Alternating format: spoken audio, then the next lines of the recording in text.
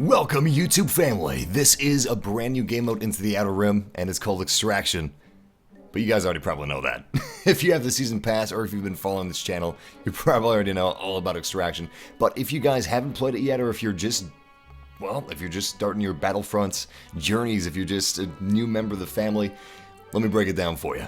Rebel forces have entered some of the most dangerous places in the Outer Rim in order to extract a valuable shipment of resources. Now they must protect that shipment from falling into Imperial hands. Seriously, we cannot afford to lose any more war requisitions to the Empire. We have to drag this cargo to the GR-75 transports and get them off-world as soon as possible. Well, I'm getting ahead of myself. These aren't GR-95 transports. These are GR-75 transports, which is the sister ship to the GR-45 civilian transport. If you guys have seen the original Star Wars films, you remember seeing the GR-75 transports inside of The Empire Strikes Back. Those are the transport ships actually being used to transport the rebellion civilians from Hoth off-world once the Empire was actually invading Hoth. And that's what we're doing here. We're getting cargo off-world instead of civilians in some GR-75 transports. If we lose these war requisitions, we may very well lose the war. This is going to be easier said than done. Easier, yeah, definitely easier said than done. This is not going to be easy to stop the shipment. Oh crap! Oh crap! Damn! Gotta watch out for those honor guards, they're dangerous. Once again, welcome YouTube family! Massive stream more Super Hot. We finished Super Hot. We do have a survival mode, but as for the game itself, that's done for. Unless we get some DLC, which we'll definitely stream that, because I had a lot of fun with Super Hot. April 5th is almost here, I can't even believe it. Just a few short days until we have the Force Awakens Blu-ray. I am so hyped up. Damn! Nice disruptor rifle shot. I should have assumed they may have had a pickup or a grenade or something like that. What I should have done is I should have used my Adrenaline Stim Star card, and that would have allowed me to survive that very dangerous excursion. So Extraction is actually pretty hype. It's one of my favorite game modes in Star Wars Battlefront right now. It's better. It's even better than Turning Point. I hesitated to say that because Turning Point used to be my favorite game mode of this variety, but it no longer is. I would have to say that Extraction is my favorite game mode of this variety now. It's just so cool. It's got my favorite element of Turning Point, which is basically you have no recovery. If you lose a little bit of your objective, you're not getting any of that objective back. So if the rebels are able to bring the cargo halfway to the checkpoint, or all the way to the checkpoint like they've already done, the Empire can't reverse the cargo. They can't reverse where the cargo has already gone. And that makes our job very difficult and makes this fight extremely savage. Because we can't leave this for even a second. It's fatal to our cause. Seriously, we gotta push this every second that the cargo is on the playing field. Which makes this whole thing kind of stressful. Damn! Missed that shot on Leia. She's very maneuverable. I'm gonna make sure that they're not gonna flank us real quick. It's a trap! Nice. No danger of being flanked yet. Oh god. Let's get some damage on Leia because we got someone behind us. Nice! We're able to deal 100 points worth of damage to Princess Leia before they're able to take us down.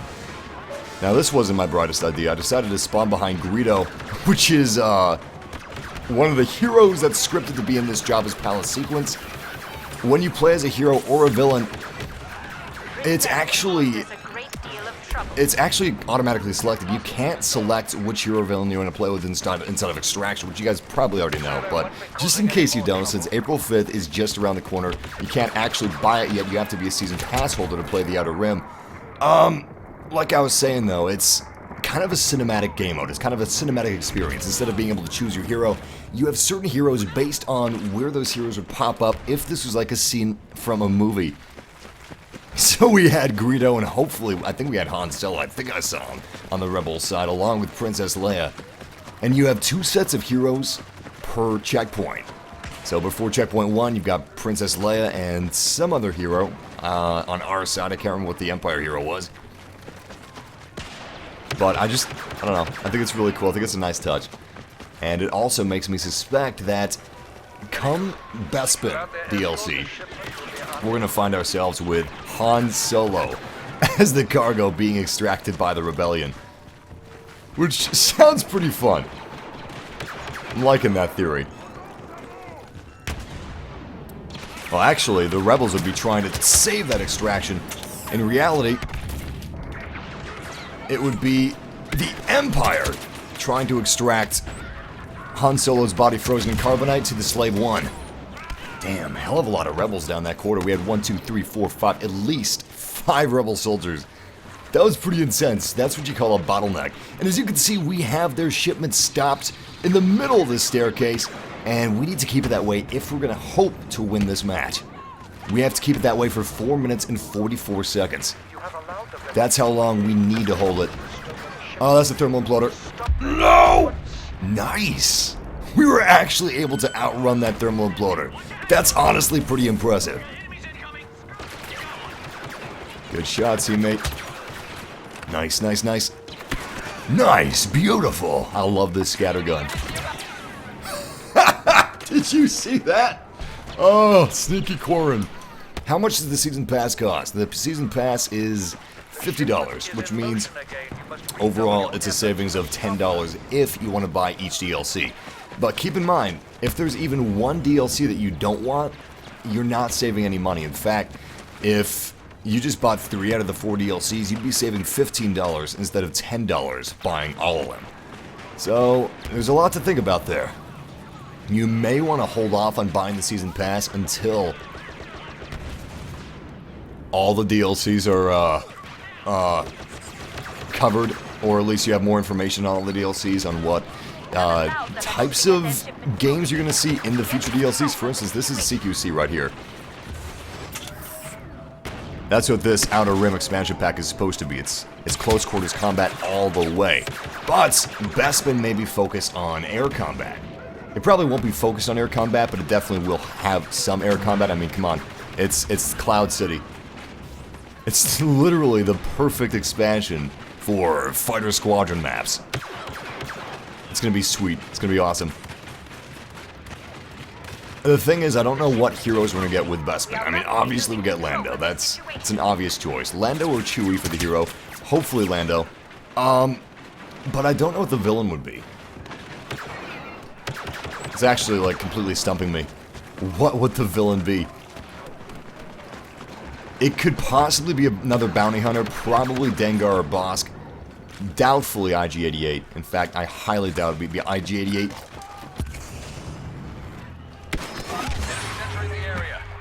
Nice! Double kill! I didn't think that would work. Well, I took down 2 rebel soldiers. Hopefully my teammates can go ahead and stop this shipment. I did everything I could, but I'm going to fall back on my teammates and see if I can do a little more. Because the Rebellion is taking it to the second checkpoint. In fact, the cargo is almost to the second checkpoint. We were able to disable that, but only temporarily. We've got to fight to make sure that this cargo shipment stays disabled. We don't want any movement here. Nice. I love that scattergun. Massive, do you get to the Cloud District very often? Oh, what am I saying? Of course you don't. Thank you, Tony Blah. Thank you. I appreciate it. I appreciate that just as much as the 10,000 times Nazim said it to me. I spent a lot of time in whatever town Nazim is in. I can't even remember. Ugh. What town holds the Cloud Districts inside of Skyrim? Or what town is Nazim inside of? Honestly, can't remember with all the hours I spent in Skyrim. Honestly, that's what I remember most out of Skyrim is Nazim asking me how often I've been to the Cloud District and then laughing when I obviously haven't been to the Cloud District very often. In fact, I heard that way more than arrow to the knee. I did hear that a lot though, but Nazim definitely took the cake.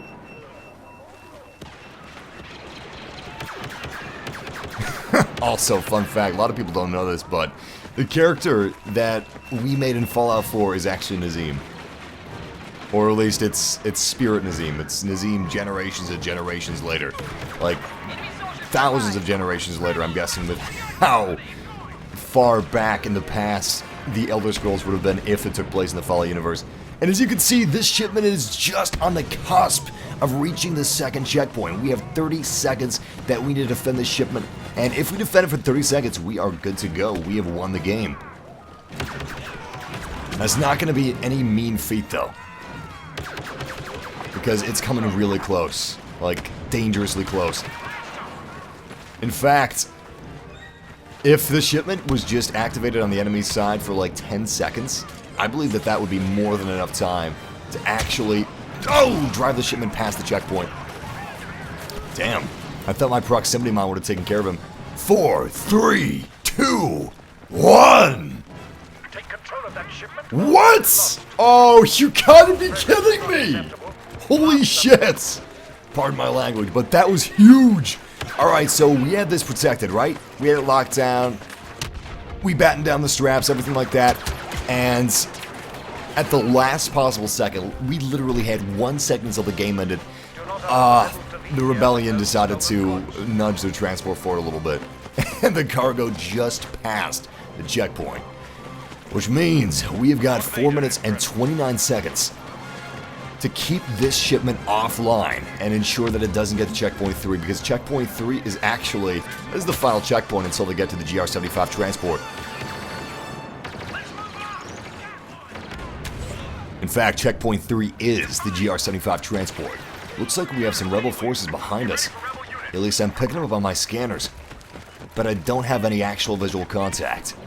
And there's the carbonite block. Oh, that gave me nightmares when I was a kid. I always wondered, like, what Han Solo felt like frozen inside of that carbonite. What does it feel like to be frozen inside a carbonite? I have absolutely no idea. Thankfully, thank God. Thankfully, it's a fictional, horrifying, but still fictional substance. The fact that he was blinded after he was thawed out of the carbonite, that's what scared me the most.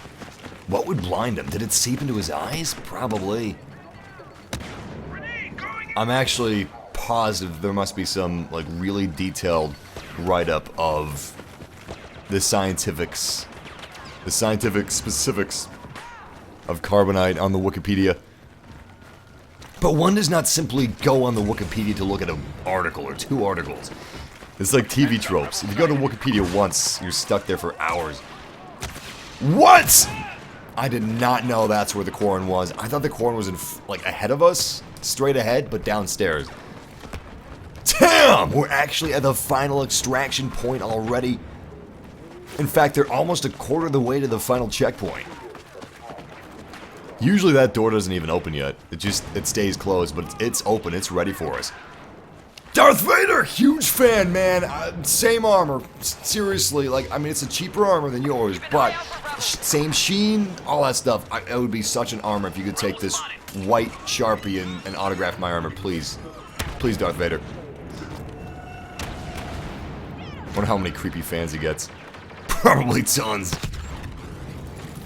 I want to use our scattergun and hopefully take some of these guys down. Use my adrenaline stim as well. Oh god. Oh god, that was messy. Well, we still got the adrenaline stim ready, so we are just in time to witness this slaughter by Darth Vader. Wow. This carnage. A little disappointed that I didn't get those kills, but whatever. As long as someone on our team gets the kill, that's all that matters. Did you see that Shadow Trooper body just fly from that grenade? Oh, it's great. I love the ragdoll in this game. We just have 1 minute and 40 seconds remaining. I feel like we're gonna ace this thing. Oh, come on. That scattergun was so close. We've got some more rebel forces downstairs. Keeping my eyes and ears open. Oh, there they are. Nice, nice. Sweets! Did he just drop a grenade upon death? So there's this perk in Call of Duty World at War called Martyr. And the Martyr perk allowed you to drop a single grenade, or 2 grenades, depending on exactly what perk you had.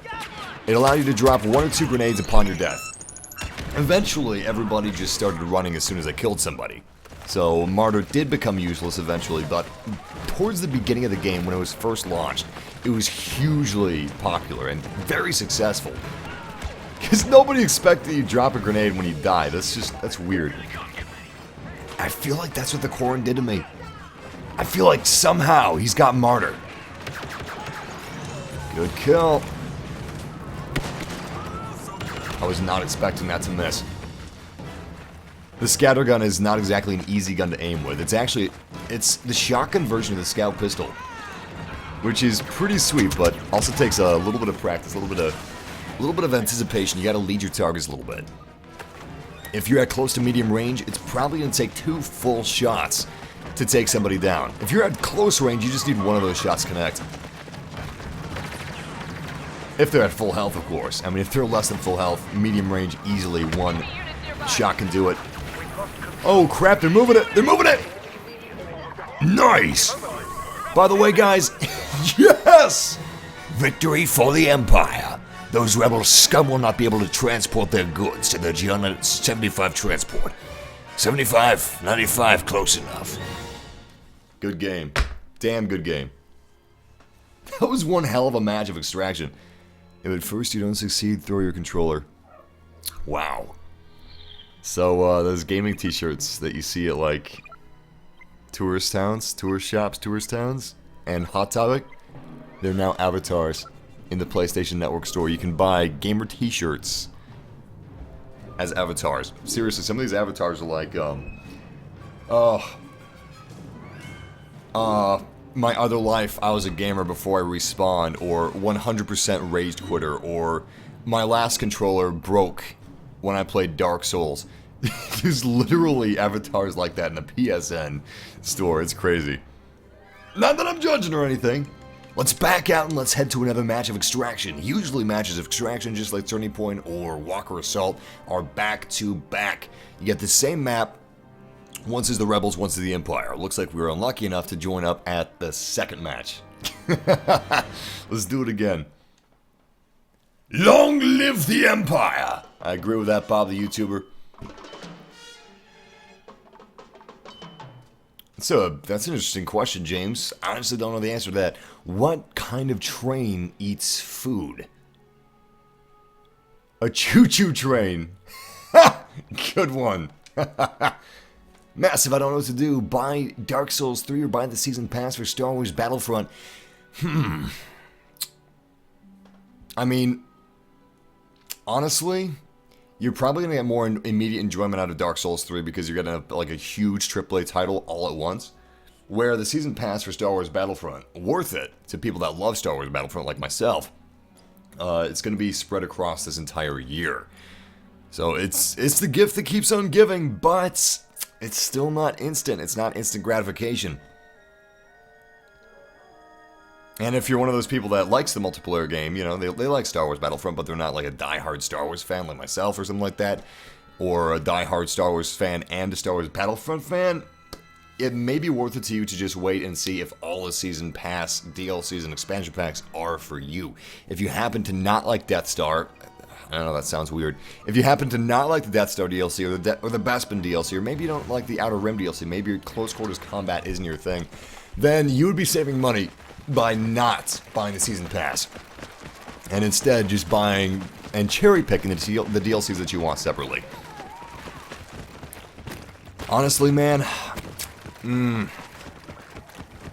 one of the things that's really going to be able to tell you whether or not you should get the Season Pass now or later is, it's going to be time. That's what it's going to be.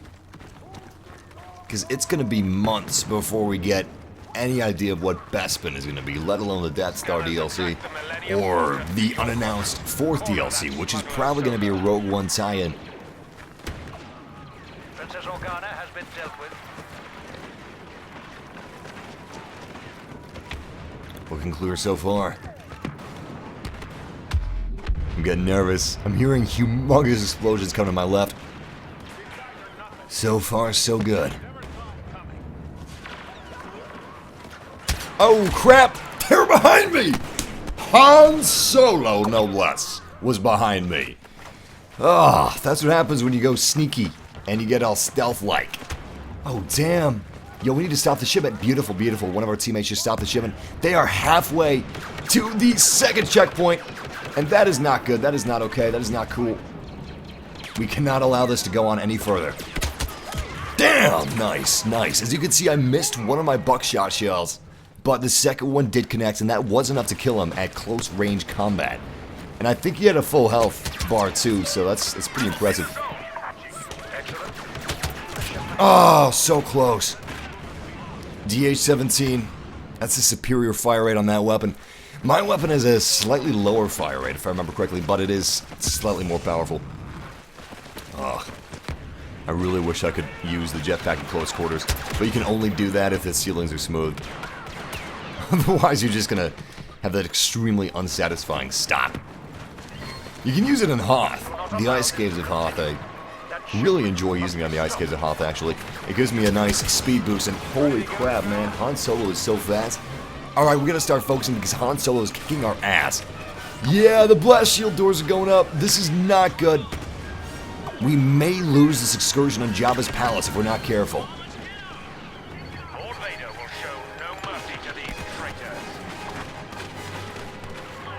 They're not showing themselves yet. We have a ton of rebel soldiers to our right, but they're staying in cover. Damn, Darth, you scared the crap out of me. I thought you were an enemy. See, these rebel soldiers directly to the right of us, those are the ones that make me nervous, not these guys down here. It's the ones to the right. Are they still alive? Yep, there he goes. There goes another one. Where's that Rhodian going? Really wish I had a pulse cannon at times like these. You know what? I also wish I had scan pulse. Scan pulse would be paramount. Okay, so it looks like they're just hiding. Alright. Nice. I was gonna do something drastic. I noticed that they're using a squad shield for the extraction cart. And I was gonna jetpack forward toward the cart and utilize my scatter gun, which actually pierces shields. But instead of doing that, let's grab this pickup. What's it gonna be? Viper probe droid. Not bad. I'm gonna spawn that right there. Right across from this hallway. Hopefully that helps out a little bit. I'm also gonna utilize Adrenaline Stim Star Card and head inside of this corridor. See if we can find any hostiles. It's a trap! I'm gonna flank the cart. Let's do this. Let's flank the cargo. Nice, nice, nice. Almost there. BAM! Did you see that? Personal shield. No match for what we've got. I love it. Absolutely love it. Nice, nice, nice. Good kills. We're stalling them. That's all we need to do. Unfortunately, the timer is at 8 minutes, 20 seconds. And they're nearly to the checkpoint. In fact, we're underneath the GR-75 transport right now. The transport is extremely close. The cargo is even closer. And we're even closer than that to defeat. We gotta give this thing everything we've got. Even if we give it everything we've got, I'm still not sure if we can win. That's how dire the situation is right now.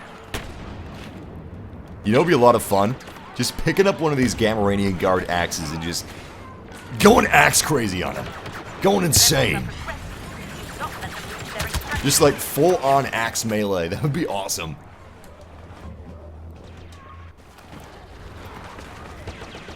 Oh, hell yeah. I'm really excited people are talking about a Star Wars single-player game. I'm really excited at the prospect of a brand new Star Wars single-player game. This is the first Star Wars game that we've gotten since Force Unleashed 2. So, a Star Wars single-player game? Hell yes. Sign me up, please. Nice. Good kill. It must be so jarring for those guys using the personal shields when I utilize something that pierces it. And that's a defeat for the Empire. The rebellion was able to escape with their requisitions and their GR-75 transport. You weren't there from the beginning of the battle, Shadow Trooper, but your performance still could have been more admirable. I hope you perform better for your sake next time.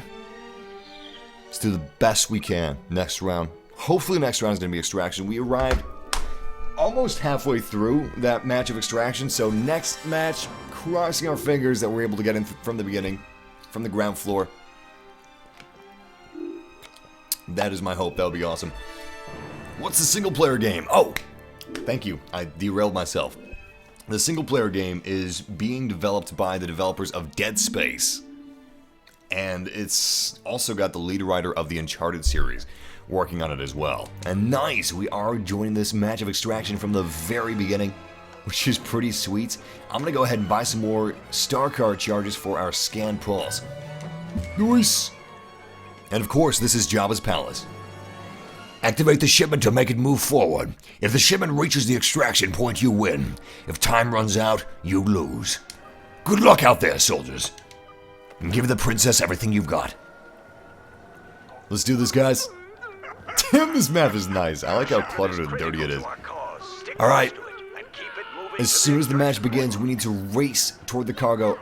Get there as soon as possible. In fact, I think this may be the shortest distance to the cargo. Nice!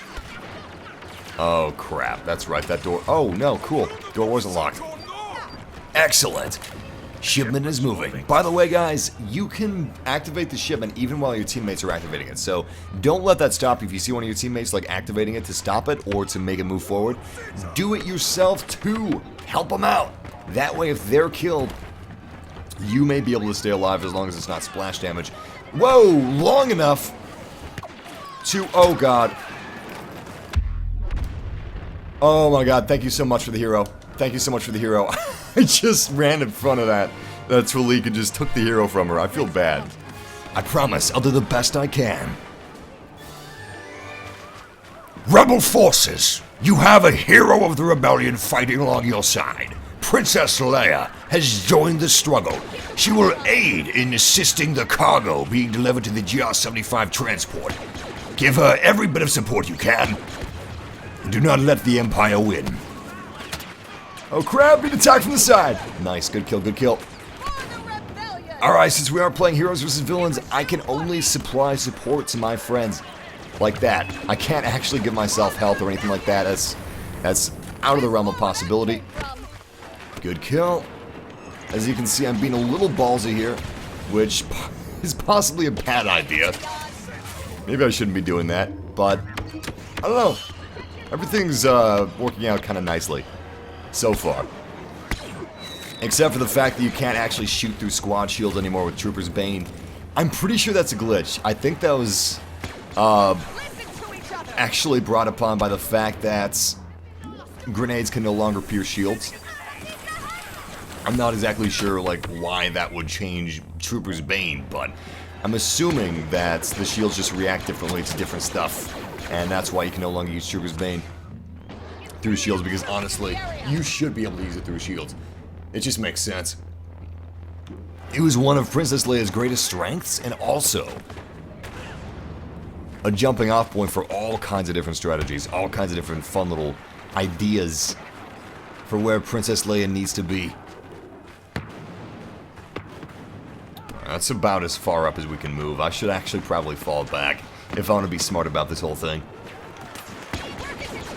Nice, good kill. Excellent kill. The enemy is using Deaxis grenades. This poison gas will be the death of us if we don't stop them. Fun fact, the Deaxis gas from the Deaxis grenades in the Outer Rim update, it's actually the same toxic gas that they used in Episode 1 on the Trade Federation ship to try and kill the Counselors, Qui-Gon Jinn and Obi-Wan Kenobi. Only in Episode 1 it was an odorless, completely transparent gas. You couldn't see it, you couldn't taste it, and you couldn't smell it. But I'm pretty sure that you can do all those things with this form of Deaxis gas in Star Wars Battlefront. It may be... Oh crap! Greedo took us down! I didn't even realize Greedo was over there. I should have been more careful. Honestly, I definitely should have been more careful, but... we didn't do too bad. I also should have supplied more pickups for my teammates. Pickups are key for your teammates, man. Gotta supply that backup! Oh, crap. Damn you, Greedo. Greedo shot first! We actually have Han Solo spawning at this part of the map, so hopefully Han Solo can shoot Greedo first. Greedo definitely shoots soldiers first. He's too fast for that. Too fast for me. Problems with Battlefront on PC, somebody asks? Yes, actually. Battlefront on PC has a lot of issues, which is unfortunate, but It's definitely is the truth. Oh my god. That was terrifying. At least we got a kill and a lot of damage to Greedo. Well, not a lot of damage, but every bit counts. The longer a hero stays alive, the more dangerous the situation for your team becomes.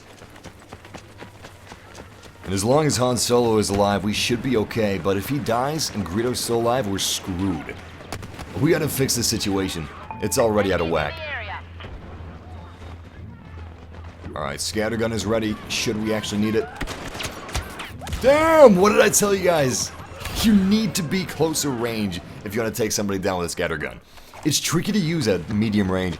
It can work, but if they are at full health, you need a good shot. You need a direct hit. In fact, the closer to the head, the better.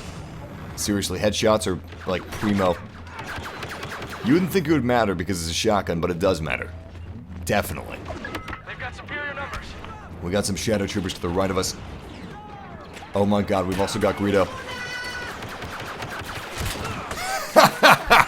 Nice. He only has 30 health points remaining. It's clear on that side. Oh, that's not good. Oh my god, that's not good. I'm getting pinned down over here. This is where I wish I had scanned pulse. Utilize my adrenaline stim star card, and as soon as Greedo comes a little closer, come a little closer. Nice, nice, nice, nice, nice. Ah! Damn! I wish I could know what health he was at. We got a melee against him. Melees usually deal a fair amount of damage, at least 10 points of damage to heroes, if I remember correctly, between 5 and 10 points at least. So that should have been pretty sweet. We also got not a direct hit, but a semi-direct hit with our scattergun.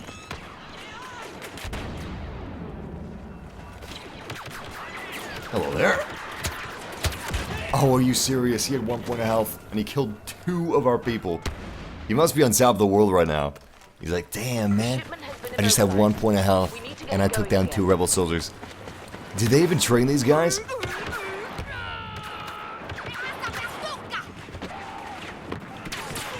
Oh my god. Oh, he's waiting for us. Oh, clever, clever. This Twi'lek behind me was trying to, like, pin me down and trap me in. Almost worked!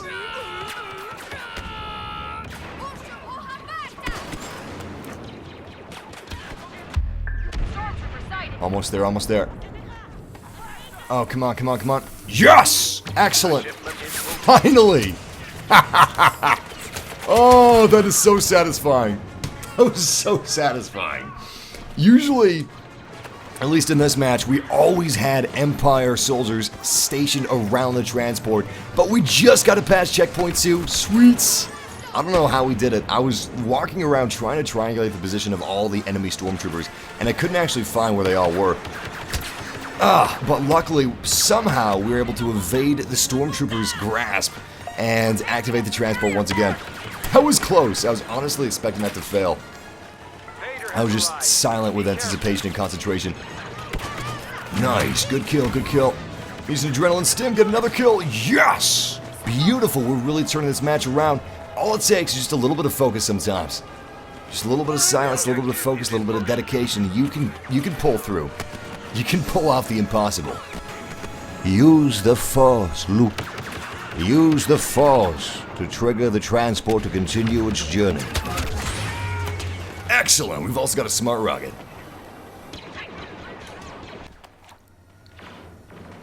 Hey, cool. One of our massive family members is playing Far Cry Primal. Hope you enjoy it, man. It's a good game.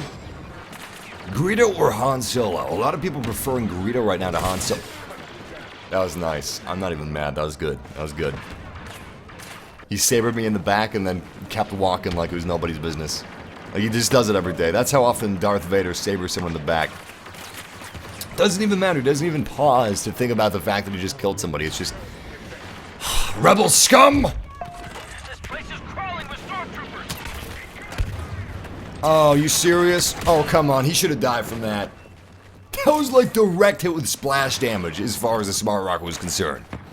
He was inches away. His back was completely exposed to that splash damage. Oh my god, is Darth Vader nearby? Yeah, my boy over there was just force choked. I think Darth Vader's actually just beyond this point. Yes! 150 points worth of damage. Thank you, Scattergun. We sacrificed our life for that damage, but still, it's going to help us out a lot. Unfortunately, our shipment is less than halfway to the next checkpoint, and we have 5 minutes and 30 seconds left. We could easily lose this match for the Rebellion if we're not careful. Oh, so close. I can't jetpack up there for the life of me. I think it is possible, but just possible. It's a little tricky. How long has this live stream been on? It's been on for 56 minutes? No way, no way. I think it's been on for around 30 minutes. It's not been that long. Can't be.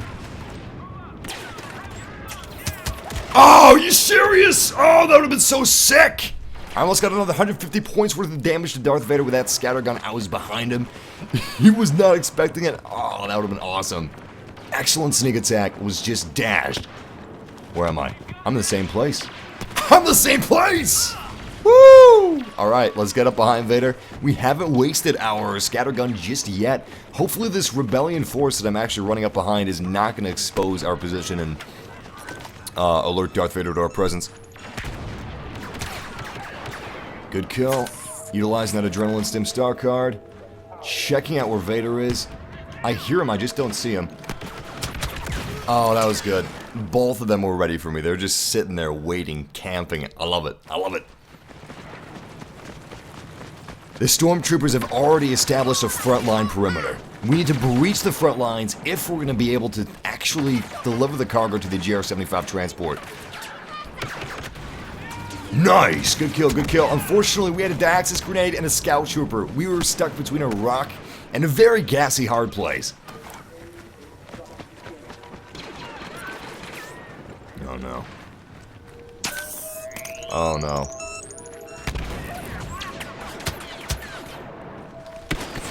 Yes! Good kill, good kill. Somehow I anticipated that he would be following us that hard. I was hoping to use that shotgun for Darth Vader. We're using a lot of lives here, but that's okay. Oh, there's Darth Vader. Nice, nice. Vader is almost dead. He's almost been defeated. Just a few more shots. Damn. Alright, you know what? Let's stop throwing lives at it. So, your kill-death ratio doesn't really matter in a mode like Extraction. What matters is the plan. All that matters is our plan. Seriously, though. It's true. Bane is speaking the truth. Oh my god. Are you serious? It's so dangerous up there. All that matters is the plan. Doesn't matter how often you die, as long as you're able to make significant strides toward the objective. That's what's truly important. Oh, are you serious? Oh, that was so close. Oh, that was so close. Oh, damn! Unfortunately, throwing lives at a problem isn't always going to solve it. And that's what's happening here. That's the problem we're having here. We're throwing lives at the problem, but nothing's happening. We need to revise our strategy. We need to go in with a brand new strategy and focus on this objective as much as we possibly can. Crap, almost made it. Because if we don't, we will lose, and we will lose hard. We only have 2 minutes remaining, which means we can't dilly-dally. We can't waste our time twiddling our thumbs. Hopefully this guy behind me stops giving away our position, because that's not too smart. We've defeated Vader. Traitor! Traitor! It's the death of a traitor right there. Crap, they're behind us again! That scout trooper's smart. What he's doing is he's following in the Rancor pit on purpose, so he can flank us. It's a trap! We got 1 minute 40 seconds left. Will we actually be able to start this shipment in time? I've got my doubts.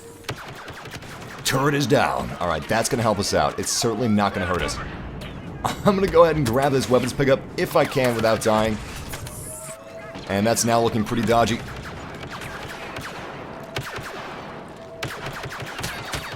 Oh, are you serious? What is that? Oh my god, it's a human. Okay, I thought it was the Viper probe droid. This is not going well for us. In fact, this is a complete cluster cuss. I am heading back up to the extraction point to see if I can get our cargo to continue moving. We have just 1 minute remaining. In fact, it's below 1 minute. This is almost an impossibility.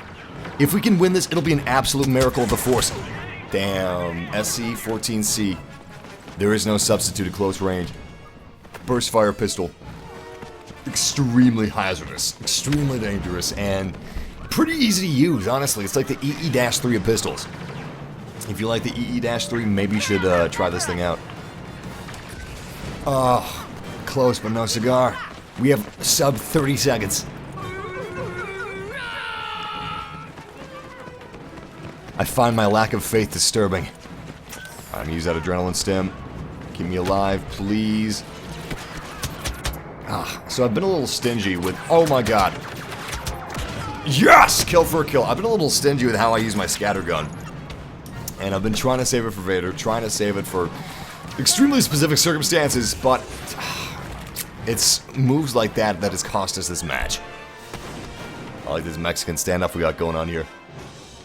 You cannot hesitate at all. And here you can see what an absolute slaughter it was for our team. We didn't have as many people as they did. We have a lot of new people, so at some point we did have a team wipe.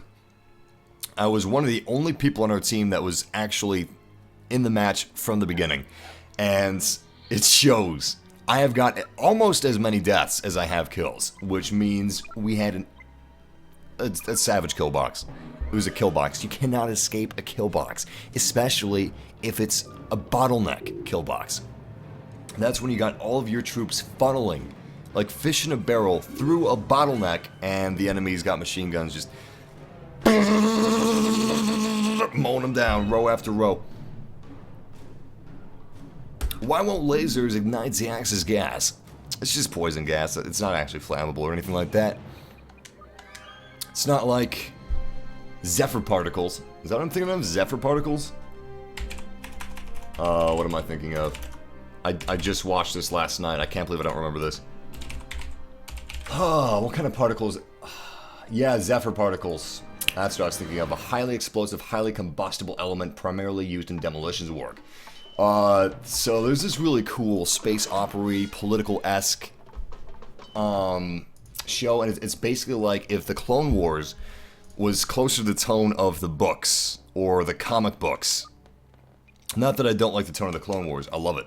In fact, I wouldn't want to change it, but anyway, there's something called Zephyr particles in this show called Legend of Galactic Heroes, and these Zephyr particles, they're what you guys, or what one of you guys thought was Deoxys gas. It's a highly explosive, highly combustible element, and what's popular to do is, if you've got a squad of melee-focused soldiers, soldiers that are really talented in melee and specialized in melee, what they do is they use those Zephyr particles as a means of turning the battlefield into a slaughterhouse. They set aside their blasters, both sides are forced to set aside their blasters, and they just go at it with their space axes or space daggers or space swords, and it is awesome. I love those action sequences, and I really hope that we could see something like that in Battlefront at some point. I doubt we'll see it with the original trilogy, but maybe somewhere in The Force Awakens. I don't know. I would love to see in the next Force Awakens movie, the next installment in this new Star Wars trilogy, I want to see something like Zephyr particles, where some of the stormtroopers just throw them down, and the rebellion can't fire their guns, the First Order can't fire their guns, and they just got to go with savage hand-to-hand combat. That is my dream. I would love seeing that on screen. I would freak out. I would absolutely freak out. Why don't you use the Deoxys gas? I actually haven't unlocked that contract yet. Well, I mean, I've unlocked the contract, I just haven't finished the contract because I feel like it's not something I would use a lot. I feel like I'd use it now and then, but I just wouldn't get enough use out of it. It wouldn't be worth it to me. I did not realize that guy was standing there. Smart. He's smart. In fact, he a genius. What I'm going to do is I'm going to flank him. It's a trap! And he's trying to flank us. Where'd he go? There he is. Bam. Nice. As you can see, we're almost at point blank range, and we still weren't able to kill him in one hit. Beautiful. Squad shield is up. Mobile squad shield following our cargo transport. Yeah, I was aware that some of the Gamorrean guards in Jabba's palace were alive, but not all of them. I'm seeing if I can get after that hero power-up. Oh, that pickup just... It set off my adrenaline. It's like my adrenaline had a big diffuse timer, right? And I lit one end of it, It didn't get close to the dynamite until I saw that beautiful, beautiful hero symbol. Alright, I'm using my adrenaline stim. Oh my god. Yes! Princess Leia Organa has entered the battlefield. Stay close to it. Our friends are counting on us. Stay close to the princess. Protect her at all costs. The princess's life is the life of the rebellion. If the princess falls, the rebellion may very well fall alongside of it. If you spot Sheev Palpatine, destroy him. As with the princess, Sheev Palpatine is an instrumental part of the Empire, as Leia is to the rebellion. Let's do this, guys. Hopefully we can keep Princess Leia alive. In fact, it's imperative that we keep Princess Leia alive. She's going to be a huge part of our victory or our defeat. Oh, crap, we got Greedo. Luckily, we're pretty high health right now. However long that's going to last. Here's a pickup for you guys.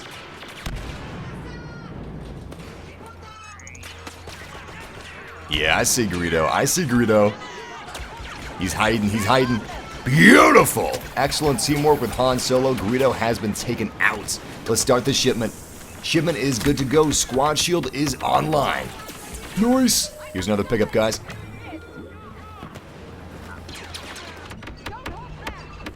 Good kill. Excellent kill. Shipment is moving again. I love this game. And I love Princess Leia.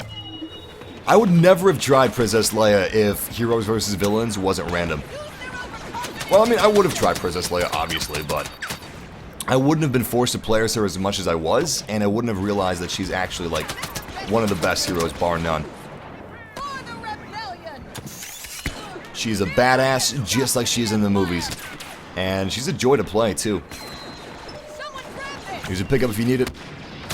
Oh, crap, is someone behind us? I was getting my ass blasted back there. So far, equipment is good. We're doing a decent job protecting it. Nice. Hostile is down. Man, these Deoxys grenades are actually pretty good. I really appreciate their usefulness in terms of forcing an enemy's hand. And I say that a lot, I throw that term around a lot, and basically what that means, if you guys don't know, making an enemy do something that they normally wouldn't do, or that they shouldn't do, because you leave them no other choice. You've made them very desperate. Whenever you use a Deoxys grenade, maybe I will unlock that Deoxys grenade. I feel like it would be especially useful for heroes versus villains, or even hero hunts. If you get a lot of heroes that like to camp, that's the anti-camp right there. Oh, crap. Oh, that's not good.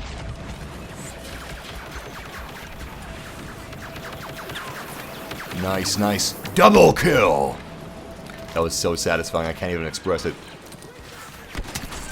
Beautiful. Good stuff, good stuff. Oh, I knew that was going to happen. I was like, alright, I've got low health, and I don't have my Adrenaline Sim Star card. I don't have my scatter gun. I'm screwed if someone comes after me. And my DualShock 4 is getting low. Fantastic. Right about now is when I wish I had a ballistics. Nothing is better for taking turret users down than a cycler rifle. The shipment is moving. Just like shooting womp rats back home. Damn. I tried to switch to my scattergun, but honestly, I shouldn't have even done that. I should have just killed that guy with my pistol. It took too long, and he was almost dead as it was.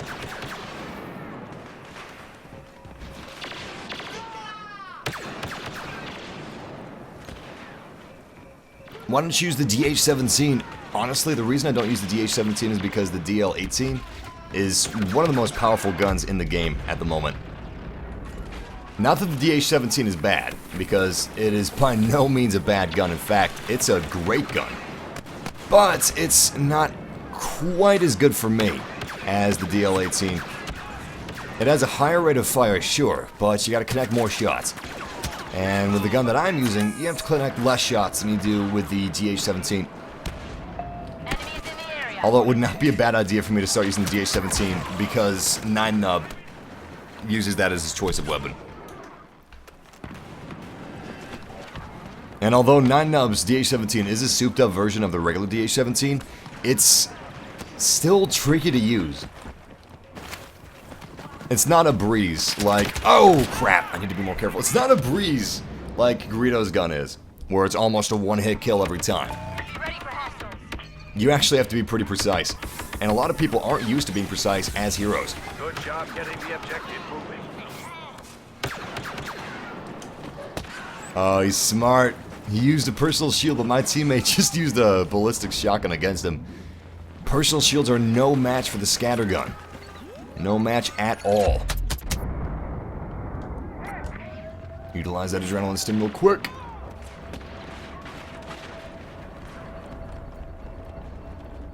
Excellent. Holy shit! That was great. Ha! He was just camping up there waiting for me. The best camouflage the Empire has is the Shadow Trooper. I mean, come on, they look like a shadow already. Their name implies that they are a shadow. I've used it many times to my advantage, and I've been killed many times thinking that a Shadow Trooper was in fact a shadow. It really does work. And it doesn't just work on newcomers or newbies, it works on everybody. At some point, everyone's gonna fall for it. No matter how much they're looking out, they're just not gonna notice it one day. They're gonna think, oh, there's a really big blotchy shadow. They're not gonna pay much attention until they're dead. Then they're gonna be like, oh shit, I've been had. Don't let up. We've got to get those resources to the target area. Come on, get back out there, expose yourself. Oh, that would've been so sweet. Nice, good kill, good kill. Now we gotta hide and regen our health. The shipment is back in motion. Gotta make sure we have no Shadow Troopers around here. It's a very popular place from the camp, especially where I am. They love that point.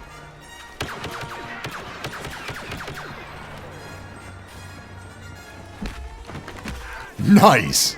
Melee versus melee. Hey, who's Darth Plagueis? Ironic.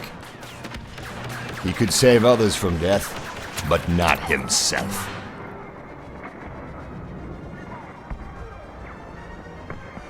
Anybody else want some? Yeah, yeah. Revenge! Oh, I was so close to getting that kill. So close. Beautiful, beautiful, beautiful. I'm loving it! This gun is the best gun in the world! I mean the galaxy! It's the best gun in the galaxy, obviously. Oh, damn. I was on such a roll right there. I shouldn't have chanced it. I just kept pushing it. And I couldn't stop pushing it. Still, we were a great service to the rebellion. If we didn't push it as hard as we did, my teammates may not have been able to push it as far forward as they did. In fact, the cargo is halfway to the final checkpoint. And we've got roughly 4 minutes to get it the rest of the way. Which is plenty of time. More than enough time, in fact.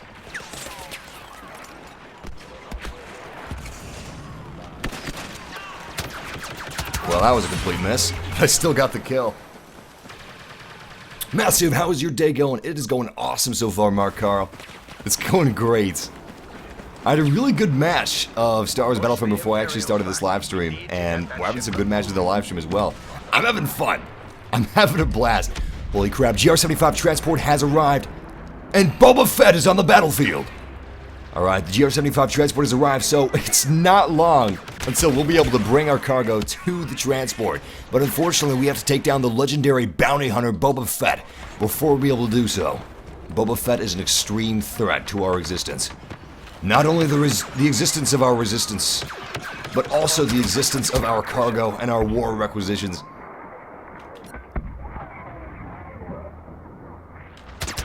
Oh my god. I didn't even know there was a way up there where he was coming after me. I was like, no, I'm safe. I'm safe. I'm gonna peek myself out of cover. I should not have done that. That was the death of me. I have eyes on the legendary bounty hunter Boba Fett.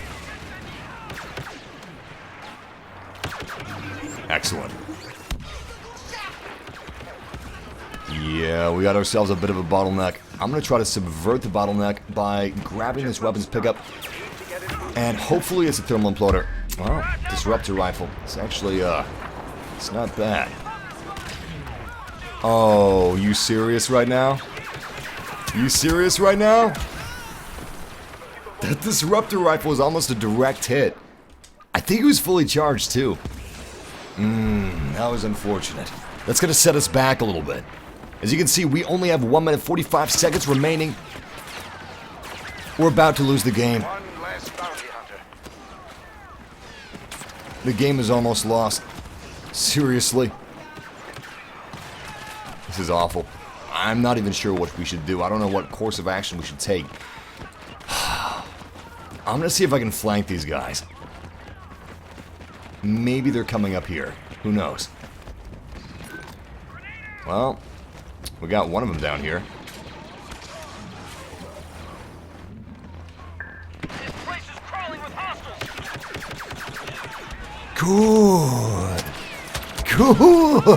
Good. Damn it, I almost got it. Almost. I didn't realize that there were 2 shadow troopers right on top of me just waiting with their jetpacks to pounce. That was actually pretty hype. That was pretty beast. Wasn't expecting those shadow troopers. They just came out of nowhere. Shipment is moving. Well done. Excellent. Transport is moving. We gotta keep it this way. If this transport stops moving at any point in time, it's probably not gonna get moving again. It definitely does not seem very likely. Oh god. Oh yeah, this is what I was talking about. This is the bad stuff. The dark times. Oh my god, it's so close to getting moving. Come on. Oh shit, they're both using explosives. Are you kidding me? We have less than 20 seconds now. Oh, Jesus. Oh, it's a slaughter.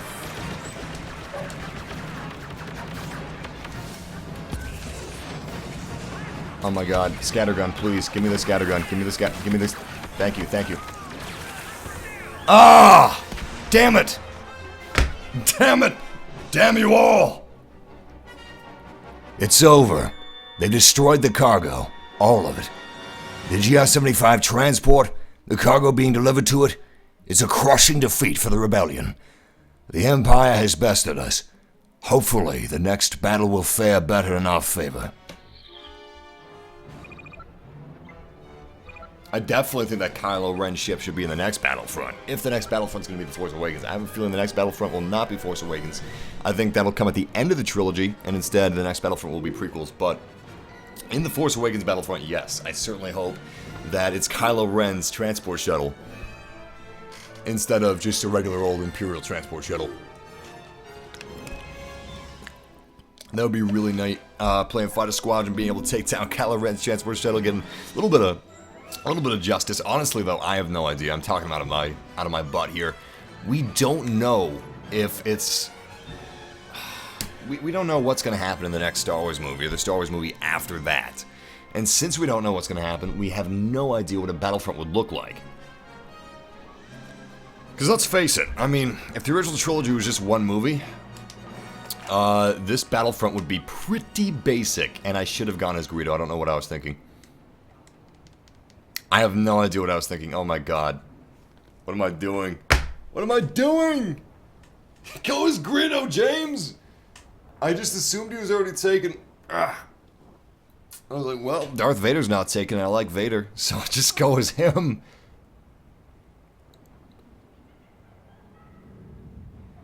Oh, hell yes.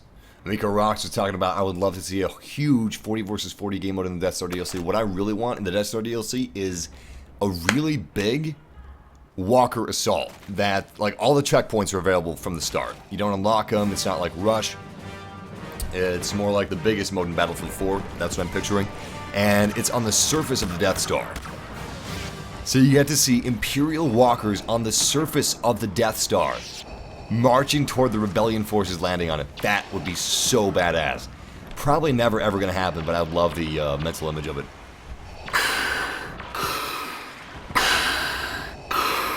If only you knew the power of the dark side of the Force. Darth Vader, boys! Let's do it! Oh, nice. 9-Up actually missed his attack. And we are moving forward because we have got some rebel forces actually above us on top of this catwalk. And we're going to try to take these guys down. Yeah, boy. Boy! Nice, nice. We just killed one of our honor guard. Oh my god. Luke Skywalker.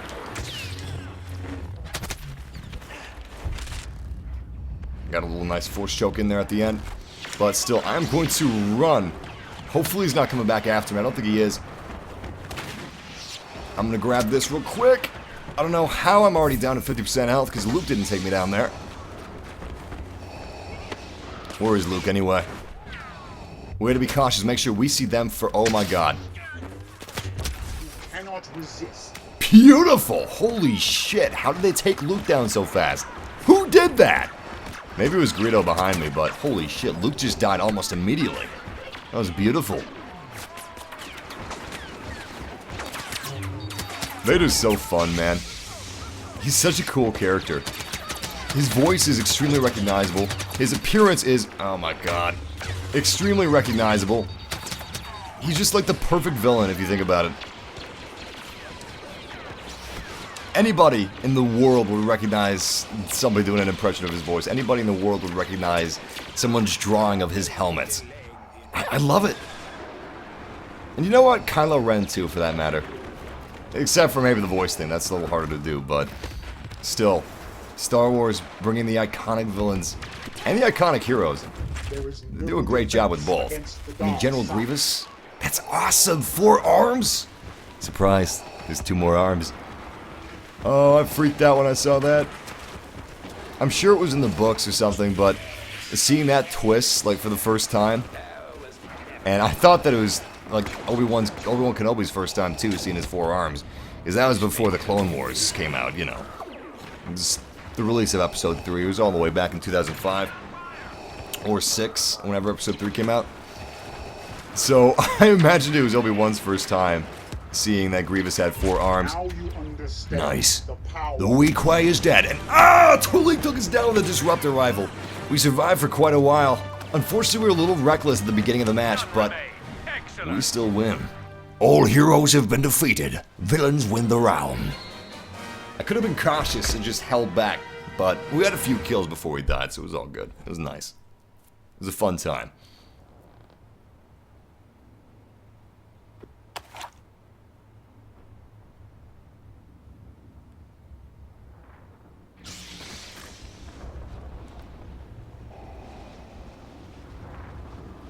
Stormtroopers, do whatever is necessary to protect your superiors. Yeah, General Grievous is definitely one of my favorite villains. People are talking about their favorite villains right now.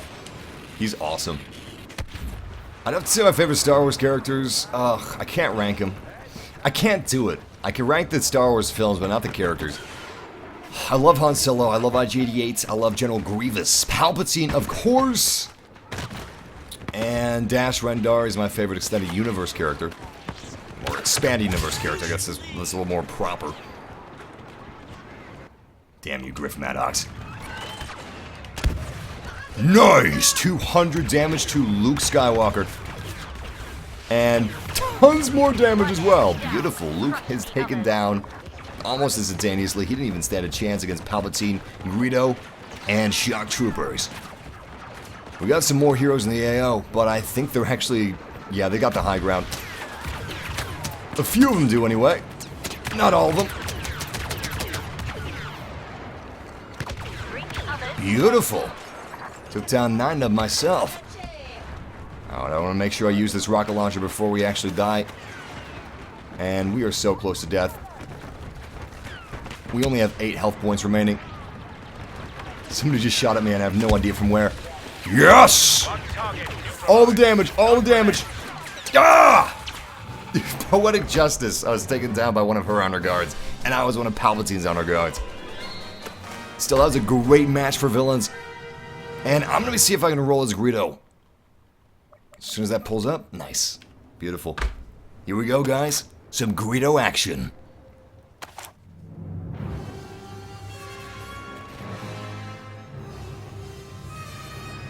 What is your rank of the films? Oh, what's my Star Wars phone number, huh? Star Wars phone number. Oh boy. 7, 4, Wait, no. 7, 5, 4, 6, 3, 2, 1. That's my Star Wars phone number. I know, blasphemy ranking The Force Awakens over Empire Strikes Back. But that's what I'm doing here. I love The Force Awakens, man. It's such a good movie. Such a good film. Beautiful. Greedo just deals incredible amounts of damage with that wrought iron blaster. If you guys get a chance to play as Greedo on April 5th, I know everybody's going to be gunning for it, so it's going to be a little difficult, but if you guys get a chance to do so, do it. Do it. Play as Greedo. He's so sweet. A lot of people say they prefer 9-Nub, but I can't decide. They're both so damn good. And this is Greedo's personal thermal imploder. Nice. Unreal amounts of damage. Princess Leia has fallen. Solo unto solo. I like his little skin mohawk. It sounds weird when I say it like that, but it's cute. Little tiny skin mohawk, because he's a little Rhodian alien. Nice. All heroes have been defeated. Or as Greedo would say, Uno goto, heroes defeated. Fat ass, fat cash, badass man. good stuff. Greedo brought us up to first place. That's how good Greedo is. That's how good his blaster is. It's a heavy blaster. It's basically like Han Solo's blaster, but it fires a little faster. Yeah, as far as best bounty hunters are concerned, I gotta agree. IG-88 is the best bounty hunter. I know, Boba Fett is a great bounty hunter as well, but I honestly believe that IG-80 is the best. I mean, one of the IG units took over the Death Star. They almost took over the galaxy. If that's still canon. I mean, the original designer of the Death Star died like 5 times and was resurrected like 6 times, so... Must not be allowed to target our essential personnel. Do what must be done. IG-88 being the Death Star is probably not canon anymore. Still, he's a badass. And there needs to be more droids like IG-88 in the movies. I mean, I love General Grievous, don't get me wrong. I love Magma Bodyguards. I love stuff like that. But that makes sense for the Clone Wars more than they do for the original trilogy, in my opinion. Because that's when they were mass-produced. The Trade Federation was a thing. They weren't dissolved. They weren't destroyed. And it makes sense. All of it makes sense. But in the original trilogy and The Force Awakens, I'd rather have droids like IG-88. Slow, hulking, scary droids. That are terrifying rather than cool, ninja, fast droids. Because IG-88, the way he moves, the way he sounds, he's just so slow. He's so mechanical. He's basically a Terminator. That's scary. That Honor Bodyguard is just buried in the rocks. Targets still remain. Get perk! Oh my god. Oh, damn. That would have been so perfect. Nice! That's actually pretty good damage.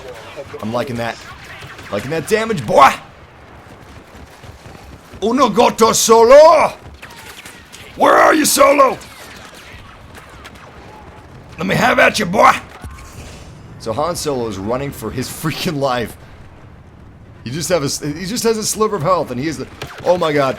Oh, damn! We brought him down to 2 health! One more shot and he would have been dead. At least Palpatine got the final kill. Oh, you better bet he was running like hell, man. He was the last surviving hero. If he... well, he did fall. And so did his team. Playing as Greedo again because his blaster is just too sweet to resist. It's a nice treat. It really is. Oh, damn! Hold on. Somebody donated while I was playing the game and I didn't see it. Brian, thank you, man. I appreciate that. You're one of my favorite YouTubers, and you were one of the few that inspired me to start my own channel. Going through hard times helps keep me going. Hope one day I can get the 6 you have. Keep making great content, I'll try to do the same. Brian, I appreciate that, man, seriously. You don't have to donate, but I appreciate that, man. It helps out a lot, it really does. So, thank you, from the bottom of my heart, thank you. And that's really the key. Like, when people ask for advice on anything, but they also ask on YouTube, But I've got the same advice that I do for YouTube as I do for anything, because it is extremely important for YouTube as well. Never stop trying. Never give up. Never surrender. Trust your instincts. Seriously, it sounds corny, but it's actually true. You never ever want to give up. That's the only time that you fail, is when you give up, when you stop. Don't stop, alright? Don't stop, Brian. Same goes for all you Massive family members out there, or anybody in general. Just don't stop trying. Don't stop believing in yourself. And that's pretty much all you can do. And that's the biggest thing you can do. A lot of people stop just before they succeed. Oh crap. Damn you, 9-Nub. Damn you, 9-Nub! Alright, what do we got here? Oh, a lot of 9-Nub traps. That was actually a big mistake on my part. Oh, huge mistake. Huge mistake. Because I now have just 29 health. Which is diddly squat. 29 health is not health that you want. You want way more than 29 health. I mean, we can still work with that, but it's going to put us at a severe disadvantage. That grenade didn't go far enough. I have a feeling they're going to try to flank us. It's a trap!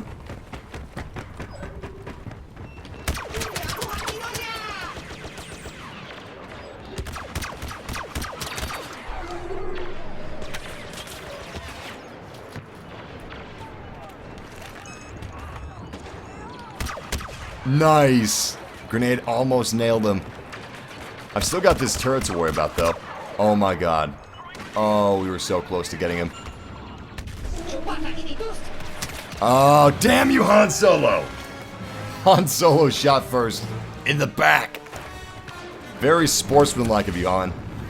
Actually, it's the opposite of sportsmanlike, which is perfect. Because Han Solo is not a very sportsmanly gentleman. He's not a gentleman at all. He's a smuggler. He knows that the universe is a rough place, and he doesn't sugarcoat that fact. You'll never see that fact sugarcoated by Han Solo, which is why he shot Greedo first. And it proves that George Lucas doesn't understand the fundamentals of Han Solo. For George Lucas to say, like, well, we can't have Han Solo shooting first because he's a good guy. We gotta show the movie people that he's a good guy. And we show them that by just making him likable. If Greedo shoots first, then Han is shooting in self-defense. Han is the key to all this. Han is a funnier character than we've ever had in the past. Thanks, George. Thanks. He's an anti-hero. He's not supposed to be immediately likable. He's supposed to be like, whoa, he just shot that guy. He was lying to him and distracting him. Because he was like, hey, tell Jabba I've got the money. He didn't have the money. Tell Jabba I've got the money, I just don't have it with me. And he was buying time until... Bam, bam, bam, bam, bam! Sorry, Greedo. I'm sorry, I just had to illustrate a point.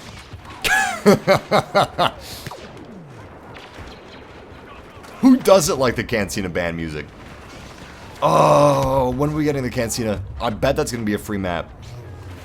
It's definitely going to have the Cantina band. I mean, come on. How could they not do the Cantina band? They got to do it. They got to do it. There's not even a choice in the matter. It's ridiculous how long I was able to dance and stay alive. Still, I accomplished my goal, which was attacking them through the squad shield with my scattergun. Since it's ballistic, it's able to pierce shields and pass through them with absolutely no detriment to damage whatsoever. Which makes it really exciting. Oh, almost escaped. Very close to a narrow escape and a narrow victory. We've taken down Luke Skywalker. All the villains are alive. We only have 4 heroes alive. So currently, we are leading this match. Nice. Han Solo has been brought to justice. Imperial justice. The lies of this insignificant rebellion will be squashed. One by one, we will squash these lies and these traitorous so-called heroes. Well, that was an awful crossfire that I was caught in. Nice. Heroes have been defeated and villains have won the match. Sweet. And we got 11 kills with 9 deaths. That's not too bad. We did alright. As you can see, the Fat Man got 14 kills with 7 deaths. That tells you that kill-death ratio, it's not the biggest deciding factor on, like, how you did for your team. It's not about the kills. It's not about how few deaths you have, even. It's about what you're able to do to push the objective forward, what you're able to do to make it easier for your teammates to win the game. Massive, what do you think happens to Lando Calrissian in The Force Awakens? I have a feeling we're going to see Lando again. I have a very strong feeling we're going to see Lando again. I bet he's still part of Cloud City, honestly. I bet he just... He was already in a powerful position, but I believe he's just even more powerful now, or Cloud City has even more power. That's what I would say. Still, can't be too sure.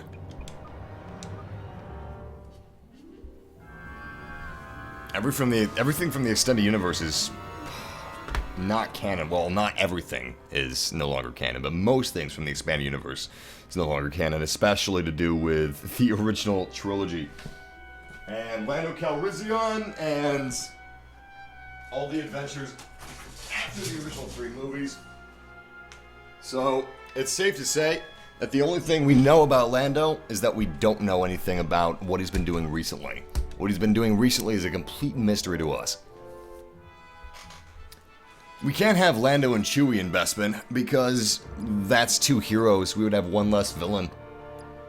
Actually, we would have 2 less villains.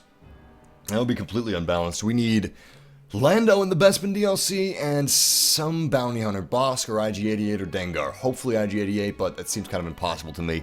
I don't know how they could animate IG-88 or balance him so he could actually compete with fast heroes like Luke. Or even Palpatine. I mean, Palpatine has a Force dash. I don't see how they could balance IG-88. He just walks way too slowly. Canon anyway. I know he walks faster in some of the games that he's in, but that's not canon. And they're... Oh, are you serious? We joined at the very end of this match of Extraction. Oh no. That's too bad. Maybe the next match. I don't think they'll make Lando a villain because... True, he wasn't completely friendly throughout Empire Strikes Back, but he did redeem himself before they even left Cloud City. I mean, as soon as they altered the deal, as soon as they froze Han and Carbonite, that's kind of when Lando, like, started to turn on them. And he did escape the Millennium Falcon. He helped Leia escape. He helped Luke escape. Well, yeah, technically he helped Luke escape. Not at first. That wasn't one of the first things he did. First he helped Chewie and Leia escape. But I doubt he's going to be a villain. Highly doubt it.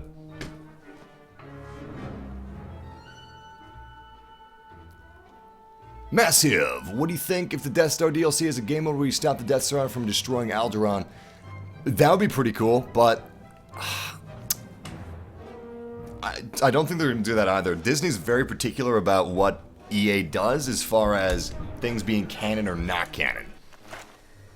I mean, they've allowed them to change certain things, like the Rebel V10 was supposed to be a grenade launcher, but they changed the cannon for the game purposes, and it's now DMR instead of a mini grenade launcher, which is what it used to be in canon. But I doubt that we're going to see us being able to stop the destruction of Alderaan. What I want is, I want some sort of a fighter squadron turning point game mode where you're actually piloting some X-Wings and stuff, and you gotta fly around this trench and eventually make the trench run. And of course the enemy is trying to stop you from making the trench run. I think that would be the best. Personally. For me, that's what I want the most. We gotta stop this thing, man. This needs to be stopped ASAP. Nice! Oh, so close. Couldn't tell where that guy was behind me. I didn't even realize that the cart was what was blocking most of his shots. Alright, we have to defend the shipment and make sure that it does not continue to move. And it's moving. That's bad. The Emperor will be most displeased, and if the Emperor is displeased, my life expectancy has been cut down to nothing. That was great. We killed each other at the exact same moment. Yeah, this is going to be the original trilogy only. We're not going to see anything from the prequels or the new trilogy, which is a good thing in my opinion. Star Wars is so vast that we really need a Battlefront for each trilogy, honestly. And the Clone Wars is huge, man. I don't know how people expect that you could just have the Clone Wars in a DLC. Like, seriously? You must not be a huge fan of the Clone Wars then if you just want to see it condensed down in one DLC, because you would not be able to cover much of the Clone Wars in just a single DLC. Or even less so if it was just a part of the game. This isn't 2003, this isn't 2005 anymore. You can't just condense 2 trilogies down into one game and have a ton of content left. At least if you don't want it to look like ass. That's not possible. That's not how business works. It's literally impossible for that to be done. Oh crap. But yeah, super pumped about a prequels Battlefront. I think that would be fantastic. Hell, it would look better than the movies visually. DICE and Disney would definitely want the prequel Battlefront to look gritty, and they wouldn't want the polished look that the prequels have in the movies. And they do have a really polished look, in fact. I hope that they don't go too accurate with the prequels and make it look really polished, because it just makes it look fake. Damn. It's kind of tricky directing movement when you're using a scattergun in third person. A scattergun is a little easier to be more accurate when you're in first person than third person, but I still prefer third person for hugging these corners. Oh crap. Good kill. Nice. Oh my god, Han Solo. Viper Prep Droid! Did I place it? Please tell me I placed it. I think I did, it just wasn't able to target him in time. No, I didn't actually place it. Well, that's a disappointment. Looks like the shipment is almost at the blast shield doors. The blast doors should be retracting soon. Yeah, in fact, the shipment is constantly on the move, so we need to stop that shipment. I was considering waiting so we could see the blast shield doors actually retract, but let's get inside and let's cease movement of the shipment. There it is. Beautiful blast shields, honestly. I love it. Oh, this is getting hard. This is getting difficult. So, we've got a ton of rebel soldiers in the maw of this palace garage sniping us. Just waiting for the opportunity to snipe us from their roost. Which is making our plan of stopping the shipment even more difficult than it normally would be. Oh my god, was that Luke Skywalker? Oh, it's Han Solo. Thank goodness. Massive, do you think Rey is a blank? It's still not the 5th, I'm gonna be careful with spoilers. Do you think Rey is a blank, or do you think she's reincarnated? No, I don't think she's anyone reincarnated. I would definitely say she is most likely, and if you guys have seen the movie, you know what I'm talking about. I would definitely say she's most likely a blank. I mean, damn you, Han Solo. How the hell did you get behind us? I wouldn't say that it's a given, but they definitely heavily implied it, and since they so heavily implied it, it's gotta be. She's gotta be. People make convincing theories that she could also be the other one, the other Star Wars peoples. You know what? Just cover your ears. If you don't want to hear the spoiler, cover your ears right now. Cover them, cover them. Cover them! Spoiler in 5, 4, 3, 2, 1. Okay, I don't think she's an Obi-Wan, but I've heard convincing rumors that she might be. I think it's most likely that she's a Skywalker because that was what was so heavily hinted. Oh my god! Eject piped myself right into the thrusters. Alright, spoiler's over! Spoiler's over! You can uncup your ears! Spoilers are over, you can uncup your ears. Oh boy, did you guys like mute me or cup your ears? Because if you muted me, you're not going to be able to hear me saying that. Who hasn't seen The Force Awakens yet? Seriously. Who hasn't seen it? Oh god. Oh god. Adrenaline stim, please. Thank you, adrenaline stim. Thank you. I'm getting some lag, and it's making me really nervous. Because the rebel forces are just, like, teleporting all over the map, man. Shipment immobilized. Oh my goodness, I gotta get my mojo back on. Anyway, I don't think we're gonna win this thing. It's looking bad for us. Why the hell are you guys up here camping? You're not getting anything done. This place is crawling with rebels. Not that I'm getting anything done, but still. Yes, I did! Yes, I did! Nice. Nice. I'm pretty sure I saw some rebellion forces up there. And now they're landing behind us. My God. My God. I didn't even use... No, they didn't have an explosive shot. They didn't even have an explosive shot. What the hell pushed me all the way off the map? Still, that is a defeat for the Empire.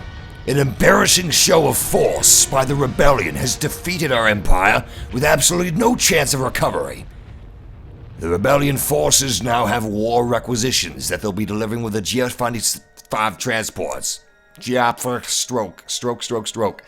Oh, damn you GR-75s. For the longest time, I thought it was GR-95. I heard some medium of Star Wars, some voice. I heard it as GR-95, and it's been the bane of my existence ever since. 75. Every time I'm about to say GR-75, my mind just wants to say 95, wants to go back to that. And that's actually what induces a stroke. By the way, guys, be careful. Be very careful. If you say GR-95 instead of GR-75 and you're trying to say GR-75, it will trigger a stroke mentally. Like something will snap in your brain, which is what happened to me. And it's just like GR-75. It's when your brain wires get crossed. It's like hot wiring a car. You can't cross those wires, otherwise you're gonna have a big jolt to the system. Unfortunately, that jolt doesn't jolt you started. It jolts you, so your brain stops. You don't want to jolt your brain to stopping. It's very bad, very, very bad for your health. Oh crap! Well, 9 libs already taken, so I guess we're playing as Han Solo. It's exactly how myself and my girlfriend are gonna spend our next week. Sean Willem said, once I get the Blu-ray, I'm going to spend all of next week watching it over and over and over again. Yes! My life is going to be Star Wars Force Awakens on repeats. That is going to be my life. I can't wait. Not only do we have Star Wars Force Awakens coming out on Blu-ray on April 5th, we also have The Outer Rim, we have Quantum Break. That's pretty incredible. We have a big AAA title releasing. A big expansion pack to a AAA game.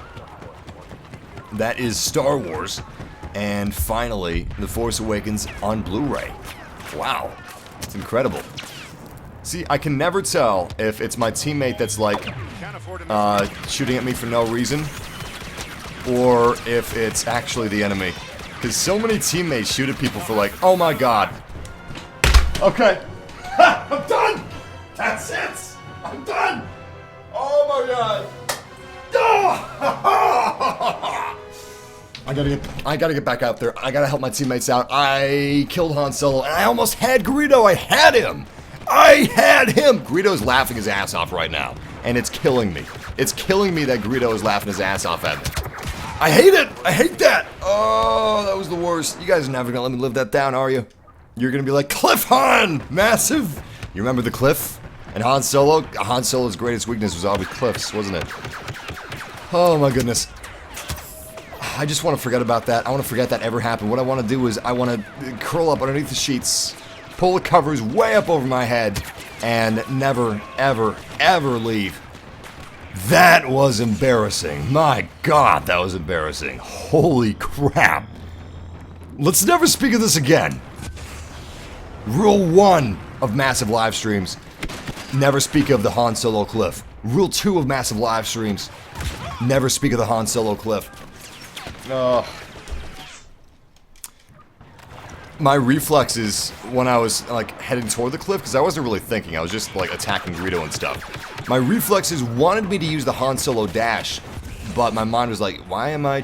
No, I'm not gonna use the Han Solo dash just yet. I'm gonna save that. Wait, I'm gonna wait for it. They're all down. You know what? I'm gonna say I made up for it because I just killed Boba Fett. That's how I'm gonna justify this whole situation, this whole mess. I killed Boba Fett. It's all good, right? So I wasn't expecting to play as a hero twice in a row, but here we go. This is our shot at redemption. Maybe the game felt bad for me.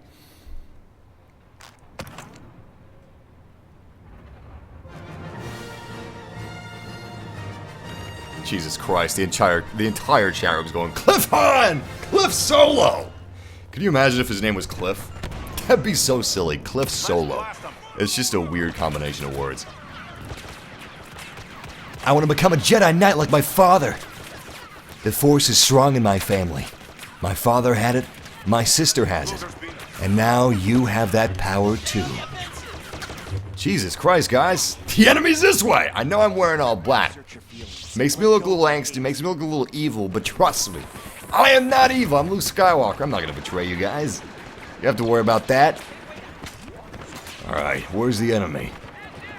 What I'm going to do is I'm going to be super sneaky, super spooky, and super stealthy. I'm going to stick to the shadows, have my lightsaber retracted, and then I'll be extremely difficult for the enemy to spot because I'm wearing all black. Shadows are really dark. And I don't have that green glowy lightsaber to give me away, which is what most people are looking for. Most people are looking for that lightsaber. So far, so good. I have a feeling we're about to... Oh, no villains there. Weird. Could have sworn we're about to encounter villains. What about over here? Are you serious? Are you kidding me? Where are they? There's a regular shadow trooper. Okay, I found him. But I think we got... Yeah, Palpatine. We got Palpatine behind us. Nice! Palpatine has been taken down. I saw my father, Darth Vader, just up ahead. I'm gonna see if I can take Darth Vader down. Beautiful! That was great! Yo, I think that was actually the best Force push I've ever done as Luke Skywalker. I pushed that shock trooper right off of the cliff. Cliff Han! Wait, hold on. Nice. Oh, that was good stuff. Except these futile slashes, that was not good stuff. That was just embarrassing. Alright, let's retract our lightsaber and see if we can find the legendary... Actually, wait. Is that who I think it is?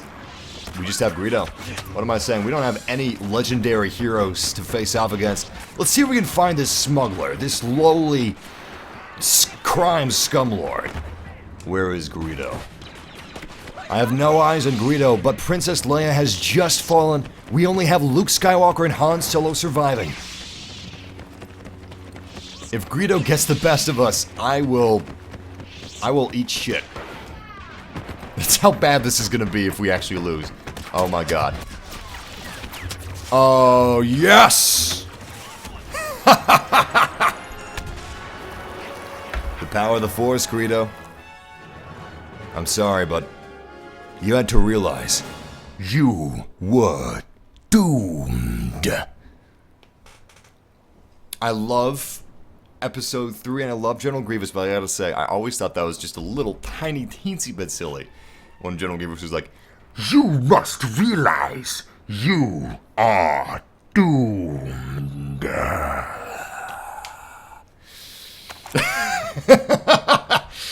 You think that's gonna scare General Kenobi? General Kenobi's not scared by your Sith threats.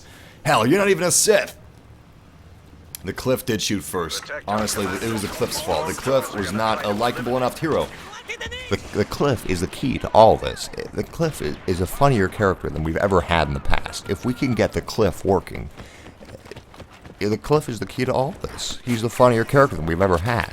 The Cliff needs to be a likable character. The Cliff needs to not shoot first. Han Solo needs to shoot first so we can see that the Cliff is a hero. If the Cliff shoot first, then people aren't going to like the Cliff because, you know, heroes have to be black and white, even though in the prequels I say there's heroes on both sides. And I'm not talking about soldiers because one side is a droid army.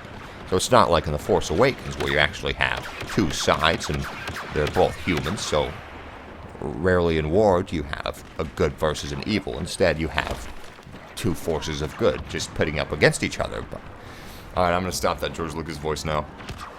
Oh, it was grating me. Is bringing back bad memories of awful edits that George shouldn't have done. Oh, I should have done more damage than that with that. Oh, man. I should have waited to line up my shots with that scattergun.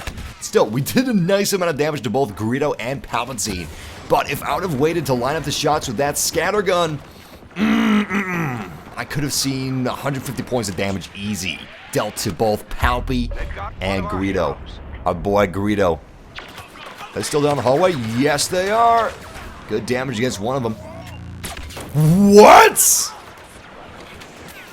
How the hell did that even happen? I didn't even see a scout trooper near us. That was pretty miraculous. That is what makes me wish this game had a kill cam. Oh, I didn't even see you there, Boba Fett. Sorry to intrude on you.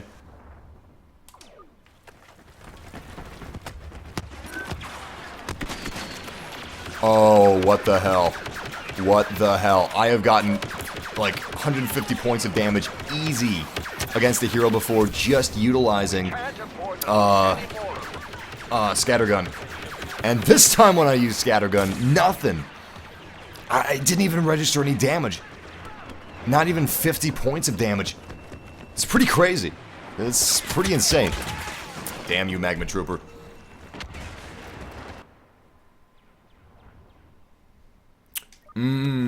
Speaking of Lord of the Rings games, we are actually getting a Shadows of Mordor 2, it looks like. Somebody was asking what I would think of a Lord of the Rings game made like this.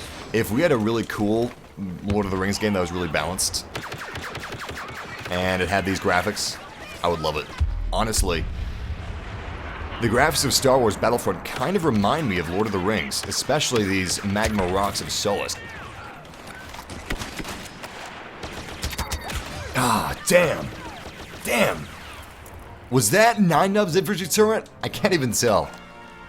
Heroes defeated. Villains win the round. No, that's not 9 Nub's infantry turret. I'm fighting for the rebellion. Nice. We're fighting as 9 Nub. First time in this live stream. Someone's been really quick about getting 9 Nub whenever 9 Nub pulled up. Whenever the hero selection pulled up, they just slammed their thumbstick as far to the right as possible. Alright, so 9 Nub is more of a gadgety hero than the rest of them, so we have to rely on using his gadgets, using strategies, and being very technical about things. And especially utilizing his rapid-fire pulse cannon as much as humanly possible. So, let's go ahead and lay down some of these traps. Alright, there's one. Let's put another one down. I'm gonna put this one down a little closer up here. Actually, I'm gonna put the turret down here. And this trap over here. Nice. Nice! And that's enough for now, actually. That's pretty good. Nice! 200 damage against Boba Fett. And we barely took any damage ourselves. Except from that subsequent explosion, whatever that was. Nice. Greedo has been defeated, and he actually did deal quite a bit of damage to me in the end. Which is unfortunate, but we should be able to recover from that. Oh, so close to hitting Palpy. So close. Hey, hey, hey! We got some health. Nice! Alright, let's put that turret back down. Sweet! Loving it, loving it, loving it. And Palpy was just taken out by our proximity mine. Well, he wasn't taken out, but a large chunk of his health was.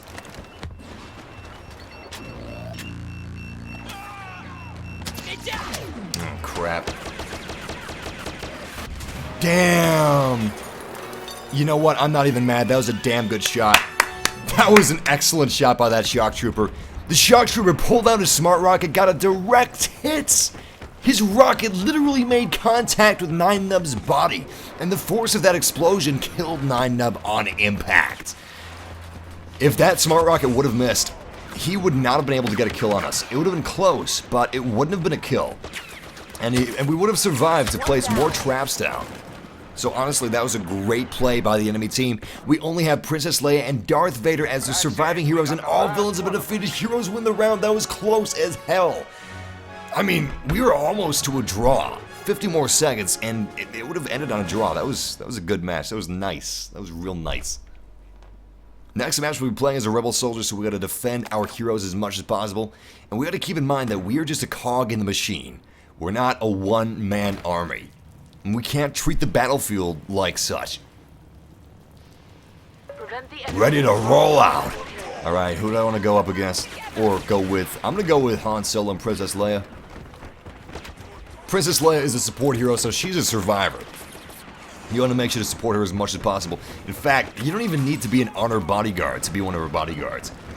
You can just choose to be a bodyguard instead of being told to. Which is what any good soldier would do in this situation. Nice, nice. I got a little sweet taste of revenge. Nikolai was the shock trooper that actually killed Nina with a smart rocket. And I just killed him through grates. So he thought he was invincible because he was standing on a platform like this. But unfortunately for him, that platform had some holes. It had some drainage holes, and that was his weak spot.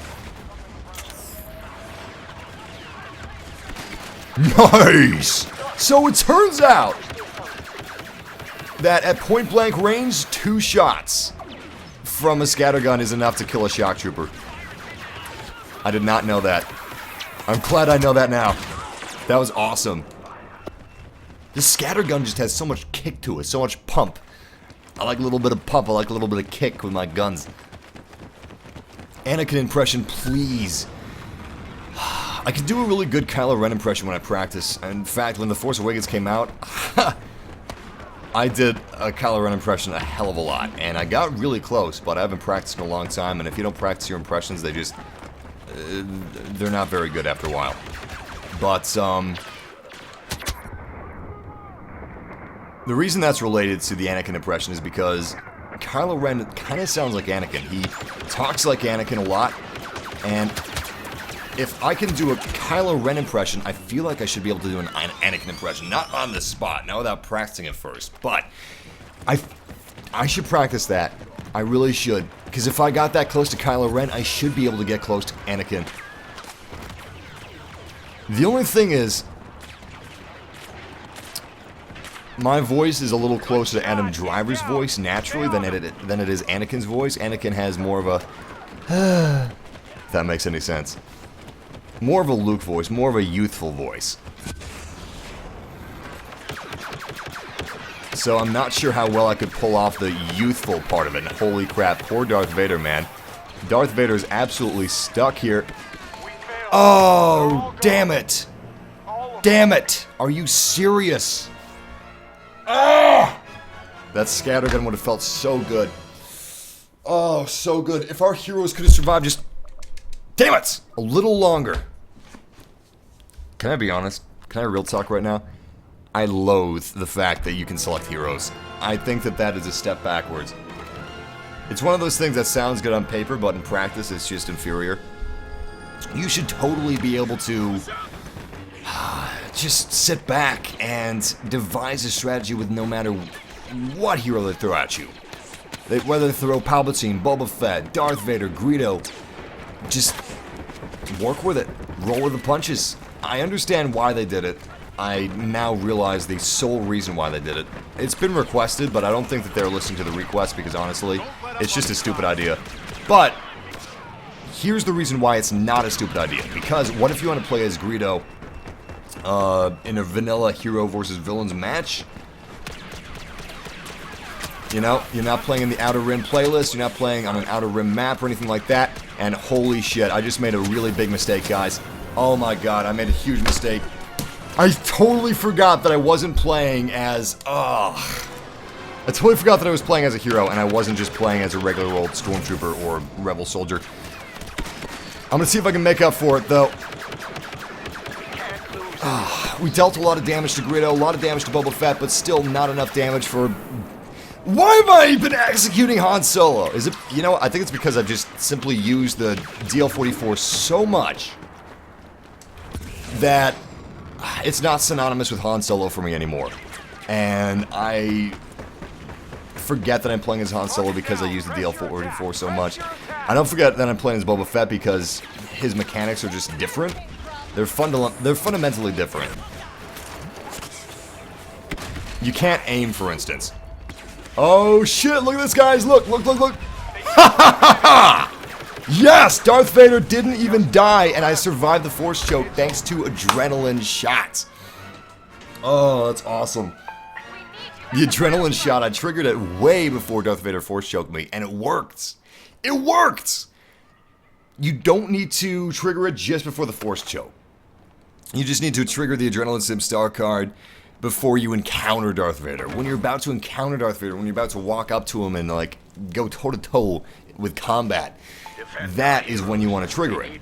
Now, if he slashes you with a lightsaber toss, obviously that's going to be a problem. You're not going to be able to defend against that. But if he uses a Force choke, which is, it's kind of 50-50, you know? I've got a lot of Force chokes from Darth Vader. I've got a lot of saber throws as well, but at close range, he's definitely far more likely to Force choke me than he is to saber throw me. So, it's a pretty infallible strategy, honestly. In fact, I'm going to try it out now. Except that's Palpatine, so that's not really going to help us out too much, is it? Nice! 150 points worth of damage to Palpy there. Excellent! That was great. And we fled the scene. Sweets! We got a lot of work to do if we're going to make up for that Han Solo mishap. In fact, we had 2 Han Solo mishaps. So, we've got even more to make up for. Damn, man. Someone else must have been shooting at me because he took me down way faster than he should have, I feel like. Yeah, he had a little help from his friends. He must have. Oh, crap. Greedo. Greedo. And Darth Vader as well. Oh, my God. Darth Vader. Damn it! I was really hoping for a Force choke. I used my adrenaline stim just in case.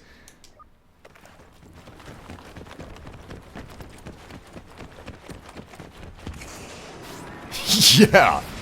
That's the thing. Someone said in the chat room, like, if somebody just used an Adrenaline Sim Star card, I'm gonna lightsaber the hell out of them. The thing is, you're not sure. I try to lightsaber anybody that I'm Force choking, but you're not sure that they are using an Adrenaline Stim Star card, and most of the time they're not.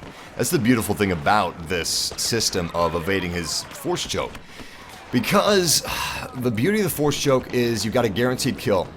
It's basically a get-a-jail-free card. You have one chance to kill any enemy you want that's not a hero. Any enemy. It doesn't matter who it is. And then you can just ignore him. If it's an honor guard, you just Force choke him and then you walk away. And you can like devote all energy and all efforts into the rest of your targets. That's the biggest thing about the Force choke. It's not just that it kills someone, it's that you don't have to expend any more efforts to kill them, and you can focus your effort on the rest of the baddies around you. So even though I like to slash everybody that I can that I'm Force choking, it's not always viable to do so. Because it actually ignores the most important aspect of the Force choke in the first place, which is buying you that time and buying you that focus. Which is why this adrenaline stim thing is ingenious. Because most of the time Vader is utilizing the Force choke to its intended purpose with buying time. And that's absolutely savage. It's actually poetic justice. It's like poetry, it rhymes.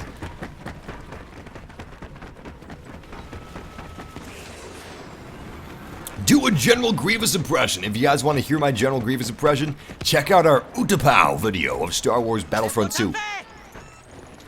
I haven't done my impression of Grievous in a while, so it's best to check out that video.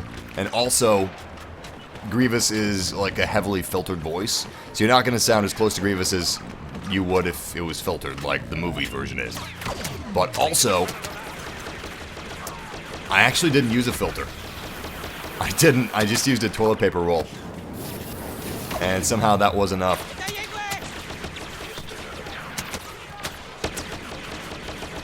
Nice, nice damage.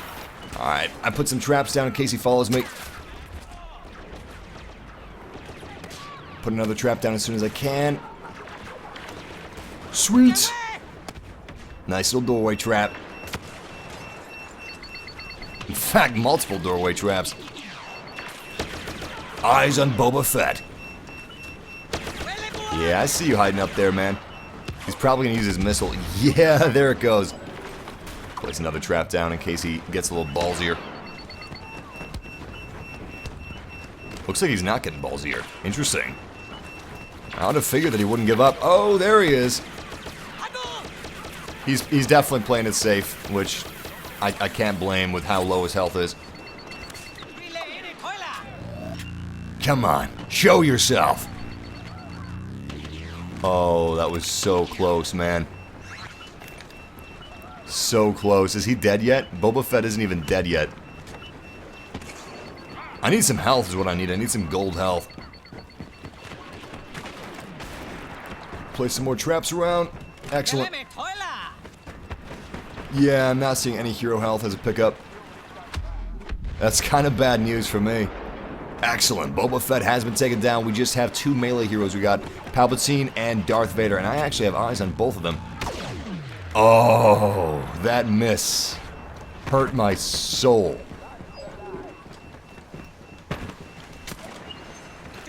There's Palpy. Palpy, old buddy, old pal. I'm gonna run from Palpy, because you know what? I got a really tiny, small amount of health. And sticking around just wouldn't be smart. I've already got a trap set up. Oh my god. Oh my god. I got 2 traps set up. Just wasn't expecting to use them in this order. I'm actually inverting my order. Beautiful, beautiful. Nice damage. And there's still no hero health on the map. Oh my god, Darth Vader. What? Heroes have been defeated. Wasn't actually expecting at the time it was that low. That's a victory for the Empire. We did lose the game, but it was a good game. I had fun, and we didn't do bad. We had a pretty decent team. We really did. That was actually awesome.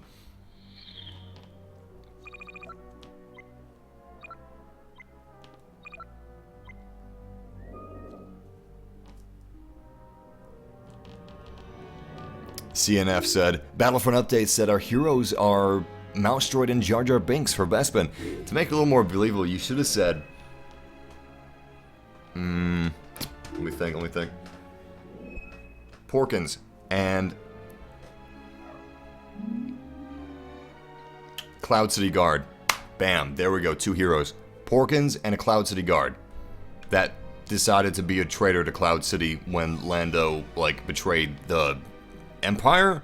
The Cloud City Guard is still loyal to the Empire, and his name is Gary. That is what we're going to get as far as heroes are concerned for Bespin. We're going to get Gary, and we're going to get Porkins. I would not mind getting Porkins as long as it was Fighter Squadron hero. We need some Fighter Squadron heroes. We need Darth Vader's TIE Advanced. We need Porkins with his X-Wing. I'm trying to think of what other heroes we could use, but I'm not actually finding any. There's not a lot of ships that we could have as heroes for the Empire, that's for damn sure. I mean, we got the TIE Advanced, and that's pretty much it. Already have the Slave 1. Yeah, I can't think of any. Who do you think will be the new villain for the Bespin DLC? Bounty Hunter. Most likely a Bounty Hunter. In fact, I would... yeah, I'm going to bet on that. I'm going to say it's a Bounty Hunter. This is my official votes. And I may change it in the future, but right now I am pretty adamant that it will be a Bounty Hunter.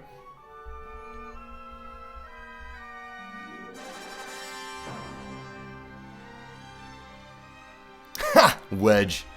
Yeah, Wedge would work too. They probably wouldn't do Porkins. They'd probably do Wedge instead of Porkins. If they do heroes at all for Fighter Squadron, or further heroes at all. They may not, and I wouldn't necessarily blame them to not have any further heroes. As cool as it, I mean, for Fighter Squadron, as cool as it would be, there's not a whole lot of heroes that you could add to Fighter Squadron. Surely they can think of one more villain. I would like at least one more hero and one more villain hero for Fighter Squadron. That would be great. Oh, TIE Advanced. There we go. That's one more. But I can't think of a really... Whoa! Can't think of a really good hero for Fighter Squadron, actually. Because Wedge, that's just a souped-up X-Wing. Porkins, that's just a souped-up... That's just a souped-up X-Wing. You can't go with those. Maybe there's a slightly more obscure heroic vehicle. And it's definitely not the... It's not the Skyhopper from Cloud City. That would not be a fitting opponent Damn. Maybe Luke's X-Wing? TIE Advance, Luke's X-Wing, Death Star DLC, that could work. We're not getting any heroes for Bespin as far as Sky heroes are concerned because we already have the Millennium Falcon, we already have the Slave of One. It's literally perfect. Whoa, you couldn't have better heroes for Bespin as far as that's concerned. Solo won't be causing But definitely for the Death Star. Yeah, Luke's souped up X-Wing and Darth Vader's TIE Advance. That's perfect, actually. And it also works for that game mode that I was thinking of. That game mode would be pretty damn sweet like that. Holy crap. Oh, run, run, run! Damn! That was pretty explosive melee. It looked like he punched me and an explosion happened. B-Wing, B-Wing, yes. Yes, thank you. I don't even know how I forgot about the B-Wing. The B-Wing is one of my favorite ships in the original trilogy. B-Wing looks awesome. And it looks like it would be a lot of fun to fly as well. enemies ahead. Even though it's a really weird shape, I feel like it's one of the most aerodynamically ships. Have allowed the rebels to get their shipments moving again. Damn, coming up all around us. Unfortunately, we're joining this match of extraction at the... Yeah, we're actually joining at the end. This is the end of the match. It's not even the middle of the match. It's the absolute end of it. So, it's not looking good for us. It's not looking good at all. There's not a whole lot that I can do to change the situation that we're in. Damn. Yeah, this is gonna be a devastating loss. Honestly, we've got 10 minutes that we would have to keep this cargo in one place, and that's a long time to keep the cargo in one place. On top of that fact, we just got here, so it's not gonna be pretty. In fact, it's gonna be excruciating. Nice. Good stuff. Good stuff. Good defense. Excellent defense. Just took down a Zabrak that was trying to liberate the cargo. Cargo is still under the Imperial control. If we can keep it this way for 9 minutes and 19 seconds, we will win this game. Unfortunately, they can come from two different angles. The left, and of course straight forward down that winding staircase. Could really use a thermal imploder right about now. My teammates are actually watching this side objective as well. Nice. I'm gonna help them out a little bit. See what I can find, see what I can see. Looks like I shouldn't have done that. I should not have done that. I should go back, however, because they just spawned a squad shield. That squad shield means that we're probably not going to be able to see them coming. Although they do have a squad shield down here that they could definitely pop. They haven't popped it yet, which gives me hope. Damn, thermal detonator. Our teammates are actually doing a pretty sweet job. They haven't been able to secure the cargo in 2 minutes. Crap. They just secured the cargo. And we have no teammates over here. We do have hostiles, though. I'm gonna utilize my scatter gun, which can shoot through shields. Oh, so close. Nice! Alright, shield has been destroyed. If we can secure this hallway and keep the other hallway secured as well, we actually have a fighting chance of lasting the ludicrous amount of time that we have remaining. Damn! What are those orange two-pod Cloud City ships called? I want to say the Skyhopper, but that's another type of Cloud City ship. Those are called... Someone knows. Who knows? Ha! Lambda, that would be great. Not called the Lambda, though. They're called something else. Damn, no one knows. Ugh. That's bugging me. That's really bugging me. Something pods. I think it's something pod, now that I think about it. Could be wrong, don't quote me, but it sounds right. Makes sense.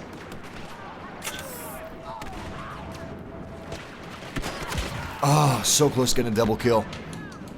I utilized an Adrenaline Stim Star Card just in case they actually found me and started attacking, which they did.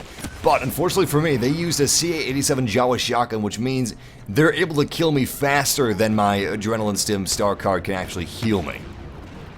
Which is very bad, that equals my death. Damn, so many people using a CA-87. I'm actually considering using one of those myself. In fact, that's what we're going to do. We're going to go ahead and utilize the CA-87 since we did complete the task of utilizing our scattergun for, I think, 30 kills. We now need a bunch of kills with the Jawa shotgun in order to get the elite version of our scattergun star card. We've got way too many enemies in front of us. Way too many enemies. Instead, I'm going to try to flank him with Vader. Hopefully Vader is enough to distract him. Shipment immobilized. Nice. Nice. Nice. So yeah, the CA-87 at close range is absolutely beast. As you can see, we're getting kill after kill after kill. Absolutely ridiculous.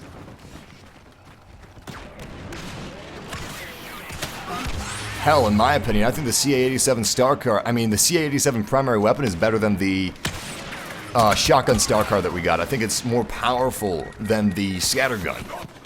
The scattergun, you need to land 2 hits to get a kill at close range, but CA-87 at medium range, 1 hit can take somebody down to 0 health from 100% health. The General Grievous impression is on the Utapau video of Star Wars Battlefront 2. I actually didn't use any filters. I used a paper towel tube for that impression, and it worked out pretty well. It's not as good as filters. Obviously, you really want some filters to get a really accurate Grievous impression, or even an Episode 3 Sidious impression. But we decided to go all natural. And for the most part, it's pretty effective using a toilet paper tube for General Grievous's voice. Damn, that was good. I don't even know how he killed me. He got like 1 burst out of his SC-14-C pistol with explosive shot. And I went down from 100 health and an adrenaline stim star card to 0 health.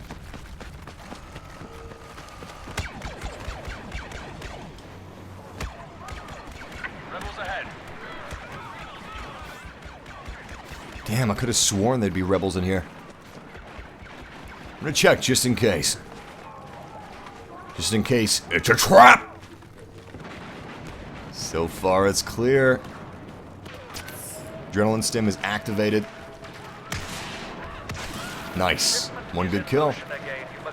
Anybody else? Oh crap, they're actually behind me. Oh, there's a whole army behind me. They're all using CA-87s. There's like 5 people with the same gun. Type Battlefront 2 and you'll be able to find it. It's the Space to Ground combat video. It's a really cool mod, actually. Star Wars Battlefront 2 has a modification called Space to Ground. I think that's actually what it's called.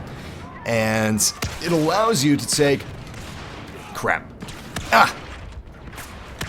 Allows you to take vehicles from the surface of a planet all the way into space. Seamlessly. Doesn't look very pretty, but it still is really cool, and it's impressive that modders were able to accomplish that. It's awesome. It's a great feat. Alright, Viper Probe Droid. Have fun. We're the rebel scum. Oh, crap! Turns out the shipment moved up way further than I anticipated, so the rebel scum are not anywhere close to my current position.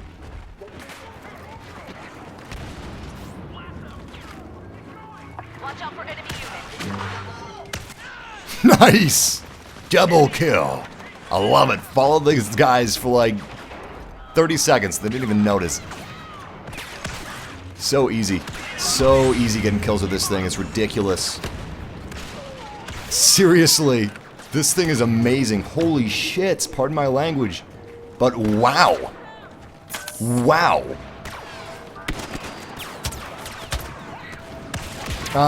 Missed that Rhodian. Just missed it.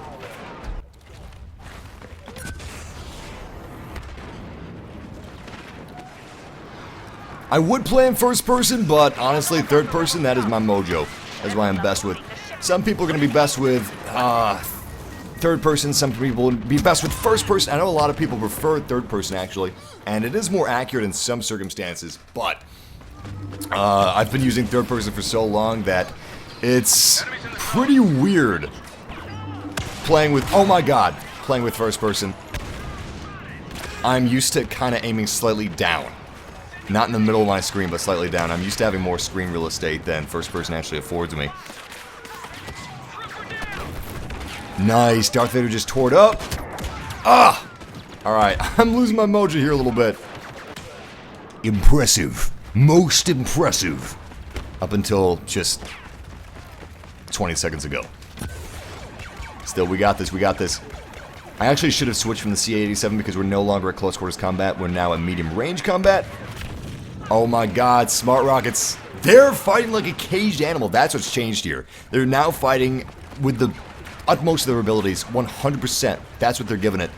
Holy shit, they're doing it. My god, they've done it. But yeah, since they're fighting with 100% of their abilities, and they're fighting like a caged animal, it's way more difficult to actually get kills on these guys. I'm actually respecting their mojo. Okay, here we go. See, now we're on the proper playing field for a CA-87. This is what you need if you're going to be using this gun. You need this range. This close quarters type of range that we're using right here. That is definitely superior. That is the best. And I actually would have gotten that kill if I wasn't in third person. First person wouldn't have made my camera all wonky like third person did just now in that circumstance. So, it's not like third person is absolutely the best. I definitely prefer it, but it's not an end-all be-all type of thing.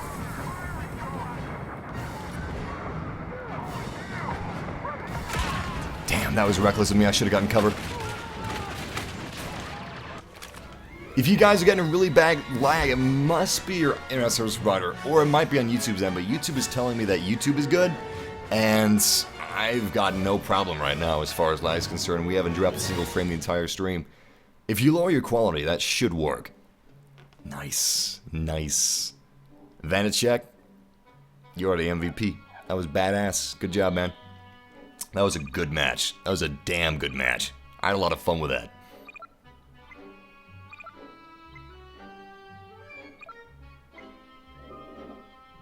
Is the Adrenaline Star card worth it? Better than Personal Shield? I think it's better than Personal Shield. Adrenaline Star card is... It's more of an offensive star card than Personal Shield. Personal Shield is a defensive star card that allows you to be impenetrable, aside from ballistics, for a certain period of time, but you can't use your weapon. With Adrenaline Stim, you are continuously healed over a certain period of time, and you're able to utilize your attacks. I'm gonna see how long it is. Right now, it's... Oh, crap. Game started. We'll have to check that in a minute. Nice! But yeah, like I was saying, it allows you to be more offensive. You can constantly use your weapons 24/7 if you got Adrenaline Stim. Not only that, but it lasts longer in my opinion, because once your shield is gone, it's gone. But if someone brings you, let's say you're at 2% health, right? You pop your Adrenaline Stim, you're able to get behind cover for a second, you're back up to 100. He shoots you, you're back down to 20%, you're back up to 100. Shoots you again, you're back down to 30%, back up to 100. You know what I'm saying? If someone takes a ion disruptor or an ion grenade and he pops your shield, that's gone.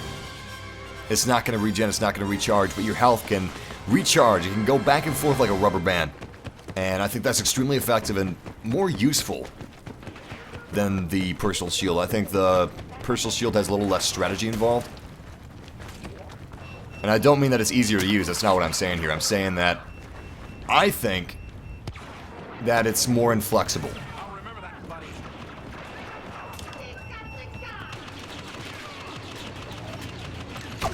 And you don't want an inflexible weapon. Or an inflexible ability. Whatever you want to call it. Nice, nice. Okay, Oh, shit! I got double teamed by Greedo and Darth Vader. Ugh. 9-Nub is awesome, and we had some really good plays of him earlier, but that was not a really good play. As you can see, we're really wrecking Vader here with the Honor Guard. Nice! We dealt so much damage. I think it was over 1,000 points worth. That was great. Too bad we can't spawn as an Honor Guard again. Instead, let's just head out with our CA-87, see what kind of damage we can deal against these villains. and just give it our best shot. Give it our all. My teammate just died here, so I'm guessing we got some hostiles. Yeah, we got Darth Vader. Oh my god. Ha ha! Force choke me, baby. Yes! Damn it! I was killed by a DH-17. If he didn't kill me with his DH-17, I would have lived through that force choke. Let's switch to scan. Oh, damn, too late. Failed. Heroes have been defeated. We're gonna switch to scan pulse. That way we know exactly where the enemy is in the map, and that'll help us to utilize this CA-87, even though it's not exactly completely CQC. Wasn't expecting to be a hero 2 times in a row. That's really weird. Especially since we don't have a full team. We have one less than a full team.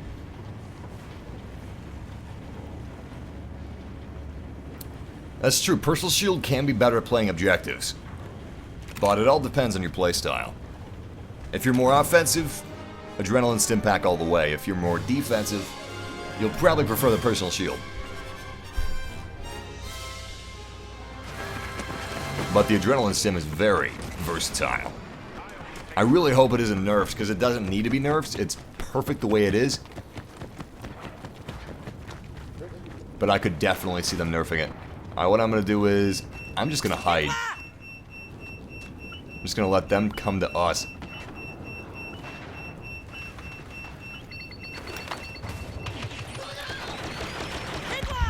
Oh shit. Oh shit, they're ambushing me, but look at that! Look at that damage! That was fantastic damage just now. Nice! Alright, Greedo's almost dead. Darth Vader's getting close. Oh, Palpatine's coming after me too! Nice! Look at this, look at this. They did deal some damage on me, but I'm dealing way more damage on them. This is fantastic news. They thought they were going to kick our asses, but we kicked their asses. They kicked my ass last time, but the strategy didn't work twice. They shouldn't have tried it. Lightning never strikes the same place twice. Come on. You guys know that? You're a Sith Lord. You should know that. You should know that, Darth Vader. Nice. We defeated 50 heroes, so we got 9 nub diorama piece. Sweets. Any more of them out there? Boba Fett? Oh, he's no sweat. No sweat at all. Where'd Boba go? Boba! I need you, boy!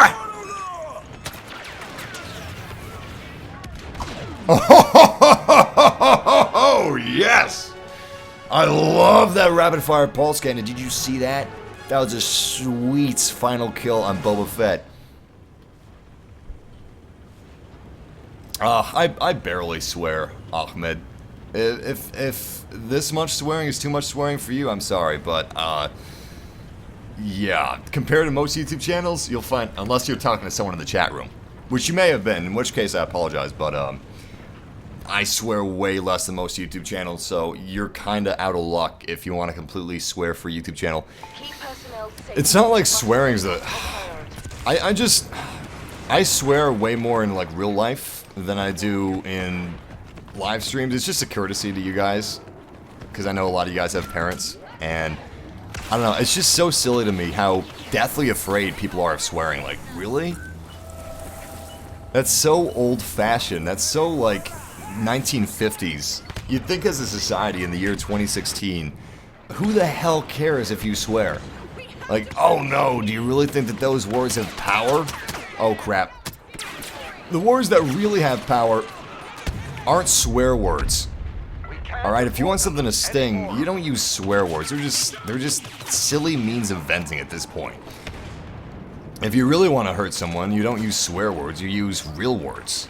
With real sentences, with real ramifications that have to do with, like, something that someone's afraid about. So it's not like... We can't use that excuse anymore. We can't use that excuse that swear words are just... They're like loaded guns. Because they're not. They're not like loaded guns. Parents are just too politically correct. The world is too politically correct. Like, sure, you can shield your kid from swear words all you want, but it's not going to make you a better parent. It's not a cheat code for parenting. We failed. Heroes have been defeated. All of them. And not to get into preach mode or anything, but it's just... It's illogical. My biggest pet peeve is lack of logic, and there's a big lack of logic behind people fearing swear words. And nudity for that matter. And definitely nudity. What's wrong with the human body? What's wrong with the human body being sexy? Nothing is wrong with that. It's just people are so uptight and stuffy, and they're not happy unless they're complaining about something, that they manufacture things to complain about. Swear words, nudity, my god. Like this whole Tracer ordeal with Tracer's butt being shown in a pose. Oh, I'm sorry that the world thinks human bodies are sexy. Oh no, she happens to be having her butt in a direction that is facing the camera. Oh no. Yet people are okay with these like Grim Reaper looking things going, Die! Die! I will feast on the blood of my enemies! or extremely like violent things like boom, headshot. I just fired my big metal slug into that guy's skull and blood popped out. Not that there's blood in Overwatch, but you get what I'm saying. They're more okay with heavy, extreme violence than they are with the human body. You are a sick psychopath if you have more of a beef with the human body than you do with extreme violence. If you have a problem with those things at all. Honestly, having a problem with extreme violence in the first place, there's something wrong with that too. You must be someone that can't control their emotions. Or someone that's afraid like, oh boy, if I see too many dead bodies on TV, I think I might turn into a serial killer myself. In that case, there's nothing wrong with television, there's something wrong with you. And these people keep forgetting this stuff, like, there's nothing wrong with violence or the human body. If you see a butt and you can't control yourself from like wanting to go sex it and wanting to go rape it, that's your problem. That's not the butt's problem. And society keeps acting like that's okay. Like that's what happens. Like butts are just 100% sexual. It's natural. It's a very natural thing. It makes absolutely no sense that people are as well. People are gonna be people. Guess we can leave it at that. I'm gonna get off that subject. I'm gonna derail my own train here. Because we could be talking about happier things, cooler things than that. Let's be real. Oh no. Oh no, no, no, no, no, no, no, no, no, no. Oh, taken down by a scout trooper. At least we didn't give Boba Fett the satisfaction. Oh, I wish there was something like Greedo versus Solo, kind of like Saberlock for Vader and Luke. That would be so cool. I guess it's not possible, though. I mean, Vader versus Luke, I can understand how that happens, like the mechanics of it, but two blaster guys facing off against each other? I honestly can't picture that.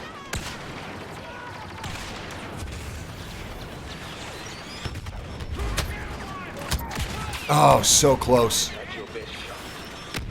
He's getting there. Nice! All villains have been defeated. Heroes win the round. Awesome.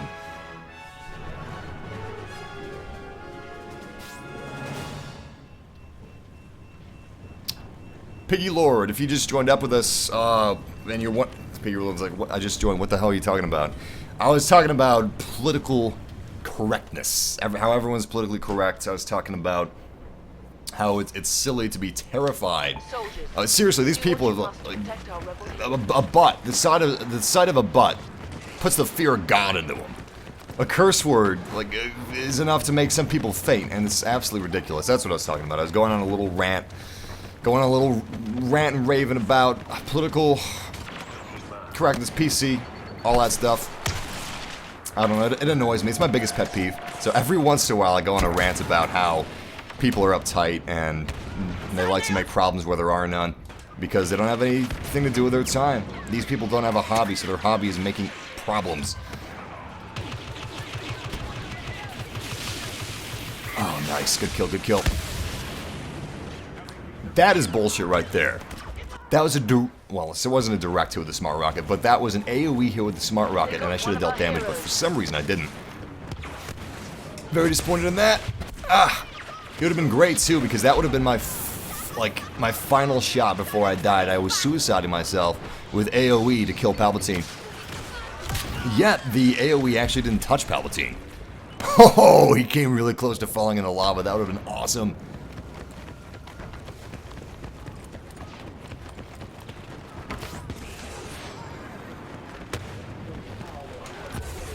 And to the people saying that we should talk intimately about intimate sex organs, that's completely missing my point. It's over. Obviously, the world isn't black and white. You got shades of gray everywhere. But the fact that this... Oh, crap. Yeah, oh! This whole butt thing is just the most ridiculous thing ever. It really is. It's so silly.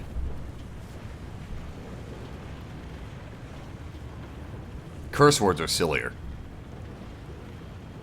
Curse words are way sillier.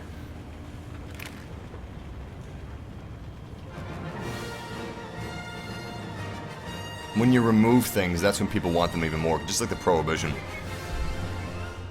Melee hero hype!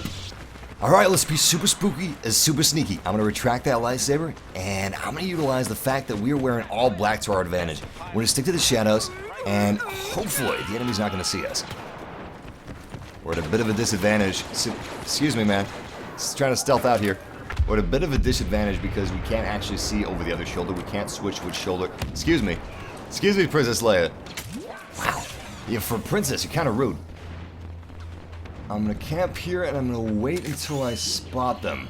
Melee heroes are best used with stealth. I saw Greedo. Nice! There is no escape. Beautiful. Greedo is down, and I haven't even lost a single point of hell. That is how you do it. Do it. Oh, better retract that lightsaber. Don't want anybody to spot me. Let go of your hate. Excuse me. Oh, that sneeze came out of nowhere. It was like a jump scare. My body jump scared me. Looks like the enemies are above me. Or at least for the most part they're above me. Not all of them are. Boom! Oh, yes! He's so close. He is so close to getting in the lava. Oh, we're not going to be able to do that. I just need to run. Oh, too late! Well, we took down Greedo, almost took down Palpatine. I was trying to push him into the lava there. It was close to working, but he was just a little too smart. He's a smart cookie, that Palpatine. Very smart cookie. Unfortunately for them, they're coming a little too close to my blasters. Nice. Villains have been defeated. Heroes win the round. You don't want to be on the opposite end of a CA-87 when you're a hero. That's one of the best hero damage weapons. In fact, before they changed Hero Hunt, since all that mattered was the last hit, most people either used an SE-14-C pistol with explosive shot or a C-87 with explosive shot. C-87 with explosive shot tears heroes apart. That's why it was so popular in Hero Hunt. But it's also extremely useful in Heroes vs. Villains, especially since Heroes vs. Villains matches are CQC matches. The Outer Rim is a CQC expansion pack. It's all about close quarters combat. And looks like all the enemies are above us. We get ready for them to come a little closer. Come a little closer. Nice. Fired off 2 slugs, did 50 points worth of damage.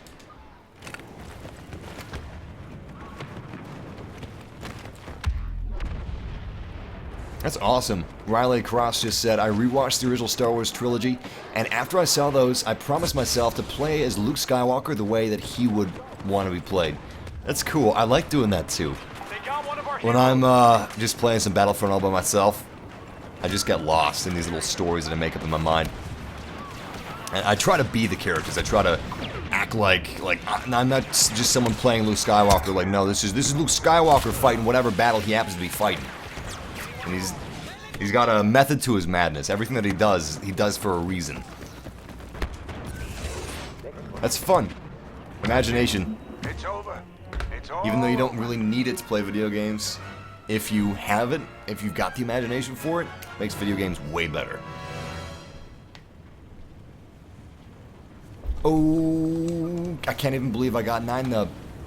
I can't even believe that. I was late to the party and I still snagged him.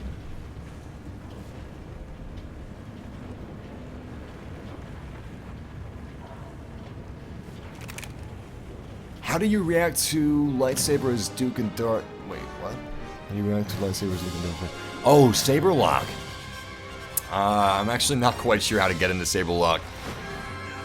I've never tried to do it like one-on-one with somebody offline, and I don't really run into it a lot online because most people that are playing as Vader or Luke, they're looking to kill you. They're not looking to saber lock you. They're looking to kill you. Like, you're gonna straight up die. Nice. Good placement on that turret. Place another bomb over here as soon as it pulls up. Excellent. And use that rapid fire pulse cannon. No dice so far. It's a trap! They're coming up behind us! Boba Fett, the legendary bounty hunter, versus Nine Nub, the legendary pilot. Who will win? Nine Nub and Princess Leia, apparently. Excellent! More damage! That single scout trooper, shock trooper, took down 2 of my bombs. It's actually pretty effective. He's like a bomb squad. There's someone up here, I know it. I just don't know who it is. It must be below us. We're getting surrounded. It's just, they're being a little subtle about surrounding us. My scanners tell me we have an enemy just outside of this doorway. But I don't actually have any visual contact on him. It looks like he actually switched positions and he moves. Oh, there he is. Palpy, my boy! My boy. And Darth Vader. Both Palpatine and Darth Vader. What a pleasure. What a pleasure, I must say. I just hostile proximity mine. Hopefully it takes Darth Vader by surprise. It did. Nice! 300 points of damage. And place another little turret down. Sweet! Excellent. Excellent. I'm surprised they're not trying to be clever and they're like not trying to flank me. Oh my god, there goes the flank. There goes the flank. No, I'm gonna die! Ah! It's just Han Solo now. I should have seen if I could find Han Solo so I wouldn't be like double teamed. And then Han Solo and I could have double teamed Darth Vader and Palpatine. Damn, so close. I know I could have taken down Palpatine or Darth Vader with my soldier. Well, that's a victory for the Empire. We got 15 kills and 15 deaths. We fought as hard as we could, and this is the best we could do. This is the best of the rebellion. Unfortunately, it resulted in a loss.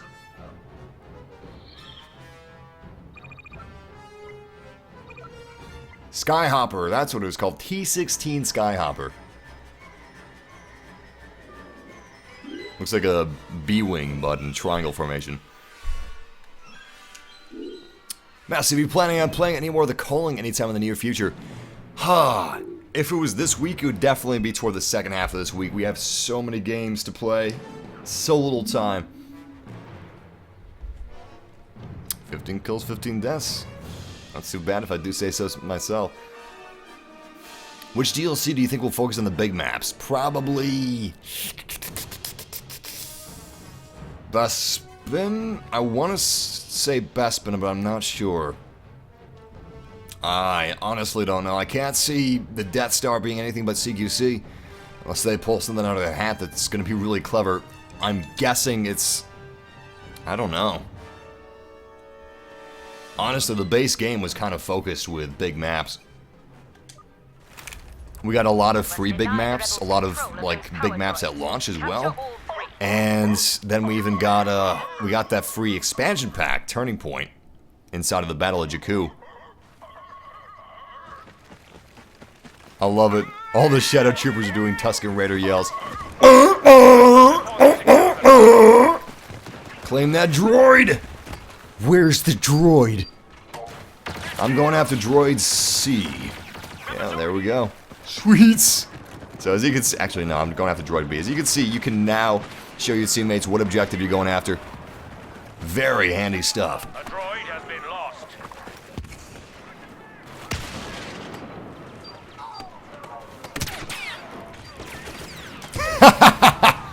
How did I even get away with that?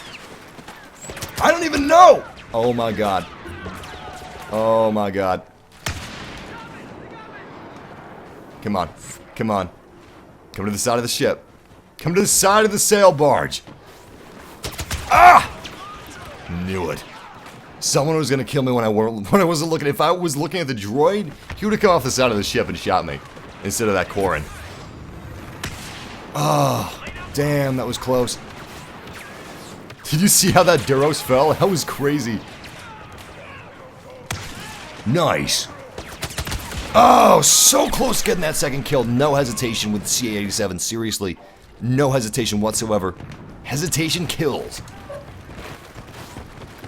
Lack of hesitation also kills, but in your favor. Alright, use that scan pulse, see where the enemy is. So we got one to our left. Not the best ranged weapon. I'll admit that.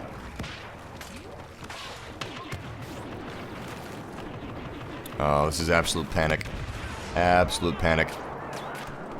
Alright, let's give it a show, my god! Oh my god. Seizing it now. Nice! I have a feeling they're gonna come up behind me. I'm gonna prepare for this. Weird. I don't even see him. I know they're in here though. Oh, so close. So the scatter gun can pierce shields. And he was inside of his squad shield. He's feeling really safe. And we almost took him out.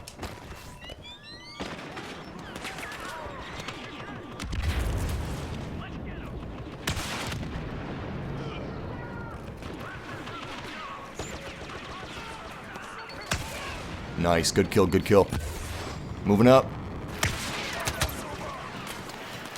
Sweet! Oh, come on! We had that! I fired on him, it just didn't connect. Hell, it's buckshot, so maybe it's spread in a way that it didn't connect. I don't know, but that came close. Droid Run is one of the most savage game modes. I apologize if I haven't been reading the chat room too much during this game, but wow, this is getting pretty tight. I don't even know where this guy is. There's someone that looks like they're right above me. Hell, they may be directly above me. Anyone in the trenches? Trenches are clear. Scan pulse should reveal the location of hostiles. Damn, man. You need the right type of a hit with the shotgun, you really do. We were absolutely blasting people away when we were playing on Jabba's Palace, which is a different type of map. Jabba's Palace, way less vertical fighting. Way less vertical fighting. You could just strafe back and forth and you'd be good to go. Hitting people left and right. This map, not so much. You can't play like that. You definitely have to be more spatially aware on this map than you do Jabba's Palace. Nice. See, that's what Jabba's Palace was. 24/7, blasting people like that with a shotgun. It was a little easier. This map is, whoa, just a little more difficult in terms of gunplay, but it is still definitely doable. Nice, nice, nice. Oh, I didn't even realize they had backup. He had backup, man.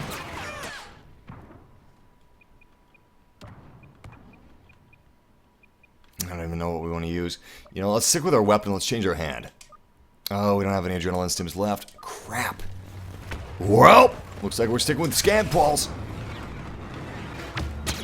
I realized we could pick up charges on the map and use our adrenaline stim, but I just didn't want to do that. Final droid detected. Moving to I use it too much to just pick up charges on the map. And honestly, you guys should too. It's just better to spend money on charges. Spend 1,700 credits on, like, 10, 20 charges. the rebels are And don't worry about how often you use your charge cards. Just use them as often as you possibly can.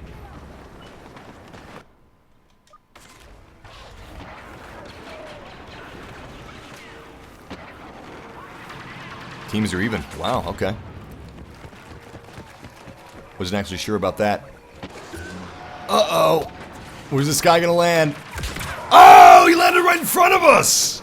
He was a scattergun to kill us. I saw somebody taking off with a jetpack that was a Corrin in front of us, but I thought he was gonna do a Palpatine move where he lands behind us. Instead, he landed just in front of us, which was pretty crazy. I'm gonna drop in this trench so this guy can't kill me up ahead. they're securing a droid. Stop them at once. Damn, man. I'm gonna have to switch weapons, honestly. I want to use the C-87 so we can finish this elite scattergun contract from Jabba the Hutt, but it's just not worth it. We need to get kills from a distance, and the C-87 isn't doing that. I mean, we're doing okay, but we're not doing as good as we need to do if we want to win this game. If we want to win the game, we got to do even better than this. Sneak up behind these guys. Flank them. It's a trap! Where are you, boys? Looks like you're downstairs, huh? There is no escape. Beautiful! Just killed an equi.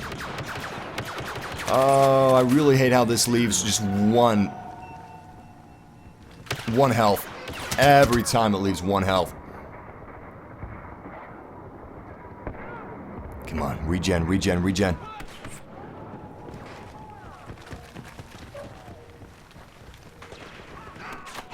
Weird. They all just disappeared. There's a really good hiding place up here. It's a little weird to use if you like third person, but it's still effective. This is also a great hiding place.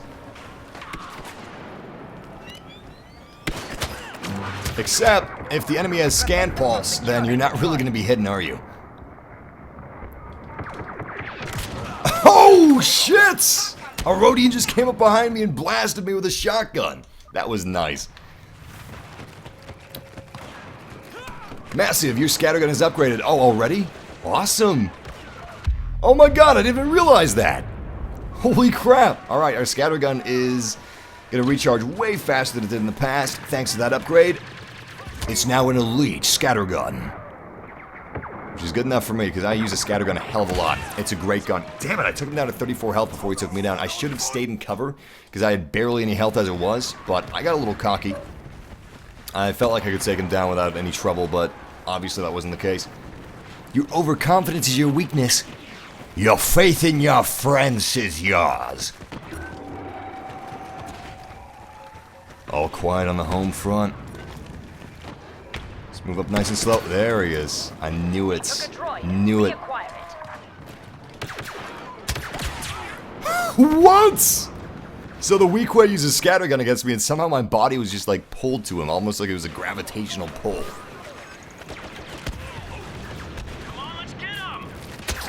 Oh my god! Oh, it was a scout pistol kill. Damn, that was nice. He just strode out there like he was James Bond. Tiny little pistol. Pointed at me. Shot. And I was dead. With one blaster bolt.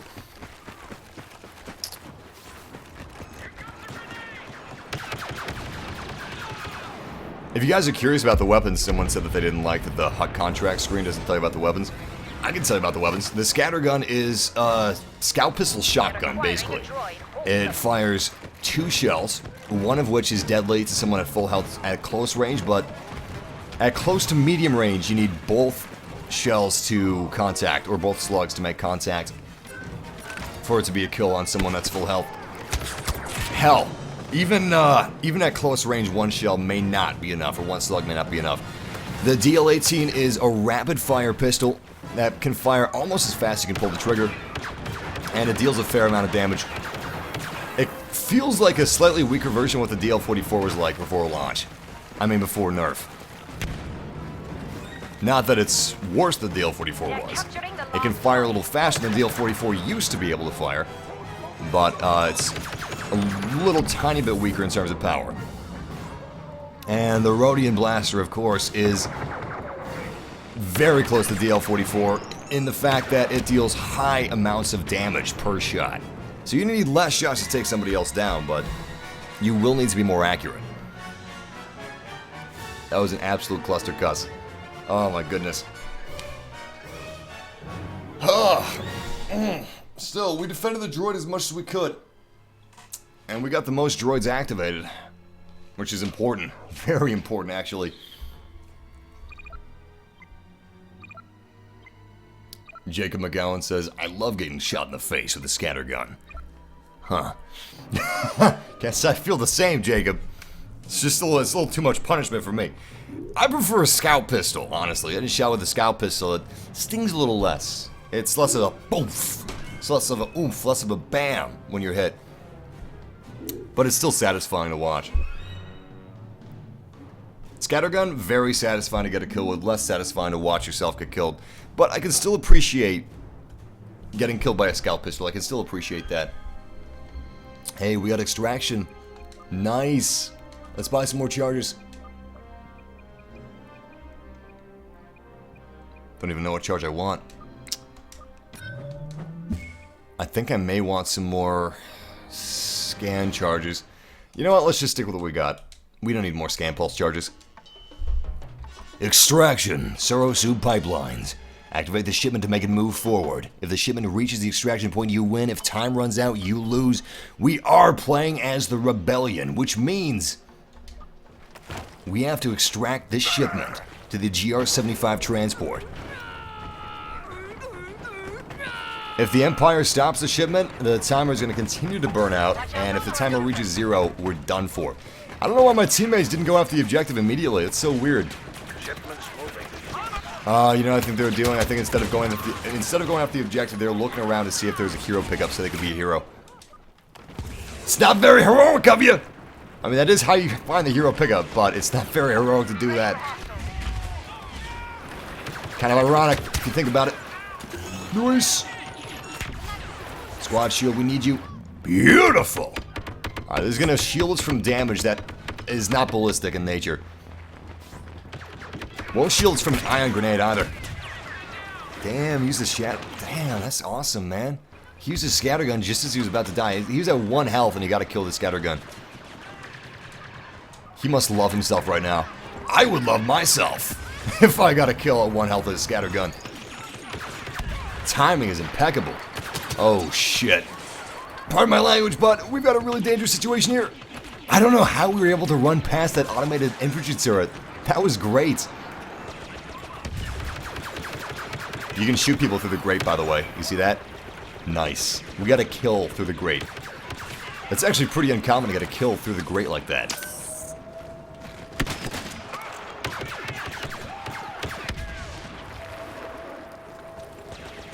I'm pretty sure we killed a hero through the grate like that earlier in this live stream when we were playing heroes versus villains.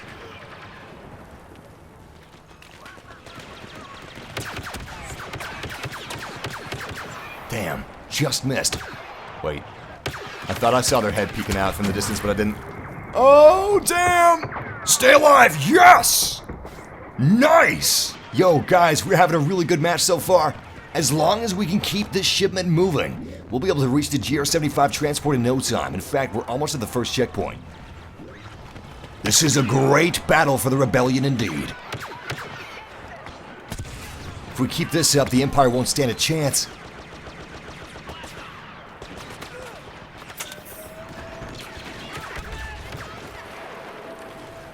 I have no idea what the Empire is right now. It's freaking me out. There they are. Oh, crap. So far, We just reached the checkpoint, Keep it moving. which means we're now at the place that's possibly the most difficult bottleneck in this entire map. Aside from the last checkpoint, that's probably the most difficult area in the entire map, but this is really difficult bottleneck area. The enemy's going to try to force our hand, and we can't let him. If we lose this shipment even once, it could delay it for minutes.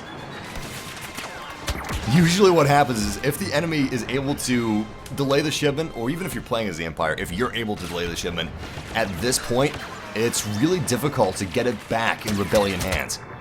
Like, seriously difficult. Holy crap! Scanners have picked up slaves. Nice! He did a little twirl before he died. He's like a ballerina. Graceful shadow ballerina trooper.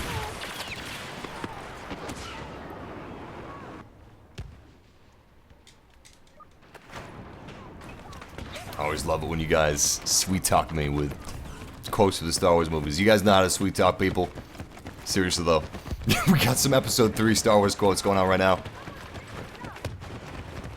Well, from my point of view, the Jedi are evil. Then you are lost. Passing into the area. If you're not with me, then you're my enemy. Okay, Anakin Bush. That's a weird sounding name, Anakin Bush. That sounds more like a statement than a name, and I don't want to think about the implications of that being a statement. Definitely don't want to think about the implications of that being a statement.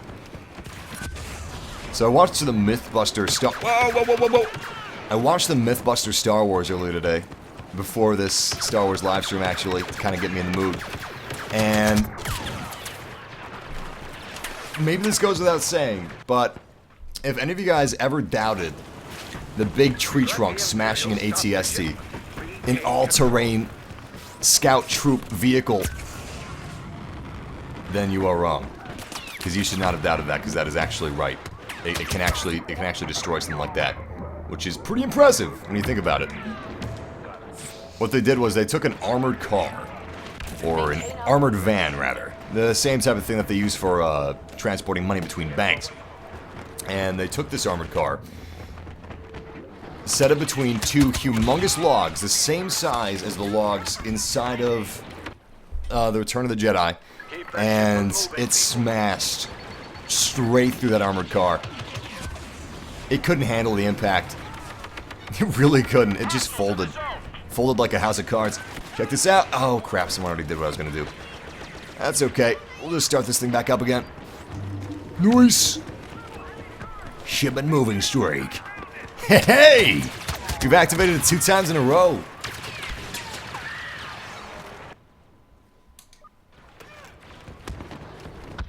Everybody do a Star Wars quote now. We got a Vader quote? No! Hit a bit of a higher note than Vader did. We got Grievous quotes. And of course, Palpatine. Even before he was Palpatine, well, before he was Sidious. Back when he was Sidious and Palpatine at the same time. Kill him.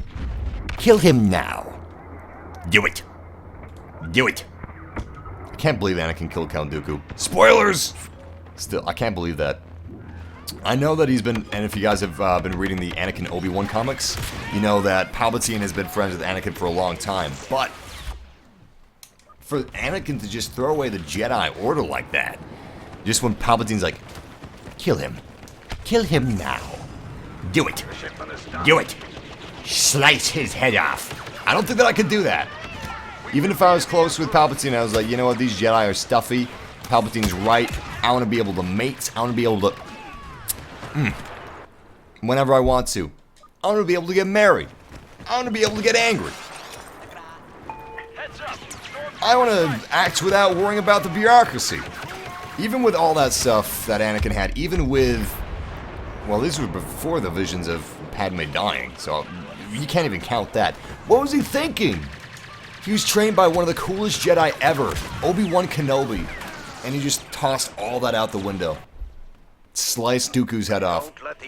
Do it. I like that look that Count Dooku gave Palpatine, because he was Sidious's apprentice, in a way. That's why Sidious was like, And I have a new apprentice. One far younger and more powerful. of course he's talking about Anakin. Little old Annie. Little old orphan Annie. Well, I guess he wasn't technically an orphan like from the beginning, but he turned into an orphan around the time of episode 2.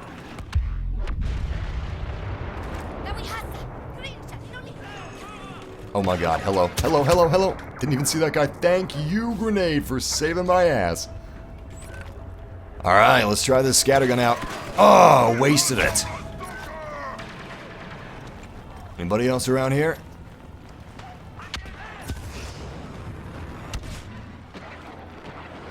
Wow. I'm not seeing them. Oh, there they go, there they go. Woo, that was close. So I use a scattergun to shoot someone through a shield to kill them, and then one of his teammates used the same method of killing me. It's like poetry, it rhymes. It's like a George Lucas prequel. Adrenaline stim. Hype! Oh, this is a mistake. This is a big mistake. Big, bad mistake. I need to fall back. I've got an idea, actually. I'm gonna move up with my scattergun, see if I can get some nice sneaky kills. Any sneaky kills around? No, not yet. But the closer they get to my scanners... Oh god. Oh god, they see me. They all see me. I'm not hitting at all. Not in the least. Alright, I'm gonna charge forward and use my adrenaline stim. They haven't been able to stop our vehicle yet, and it's almost to the extraction point, so we're doing exactly what we should be doing. And we're doing it well. Doing it well! I got this guy. Yes, yes, yes! Good. Good. The rebels believe that their war requisitions they took from Sullust will aid them in their struggle. They've already boarded it upon their GR-75 transport. Little do they know, these relics that they stole from Sullust will not aid their insignificant rebellion, but aid in the Sith squashing their rebellion. Once more, the Sith will rule the galaxy, and we shall have peace. It is unavoidable. It is your destiny. You, like your father, are now mine. So be it, Jedi. I love how Palpatine says Jedi. Jedi, Jedi, Jedi. Today will be a day long remembered. The day that the insignificant rebellion was squashed. The day the insignificant rebellion was defeated. Well, don't watch it, Desi Friedberg. Life is too short to sit around complaining. Take action, my good sir. Jesus Christ. Using neckbeard quotes. You know what? Big Lebowski reference. Take action, my good sir. Don't sit on your bum complaining. Take action. Why would you watch something that you don't like? That doesn't make any sense. BB-8 speech, please. I can't talk like BB-8. You know how hard that impression would be to do? It's even harder than R2-D2's impression. Some people actually are able to do a pretty good R2-D2 impression. But his beeps are a hell of a lot deeper than BB-8's beeps. BB-8's beeps are way, way higher pitched, which makes it difficult. Oh crap, oh crap. Saw that one coming. I haven't watched The Big Lebowski in like a month. No, you know, it's been like 3 months actually. And that's far too much time to go between viewings of The Big Lebowski. Such a good film. Damn good film, actually. Come on, baby, come on, come on, come on, come on. Yes! I love it. We got a bit of a stalemate going on here. Scum ahead.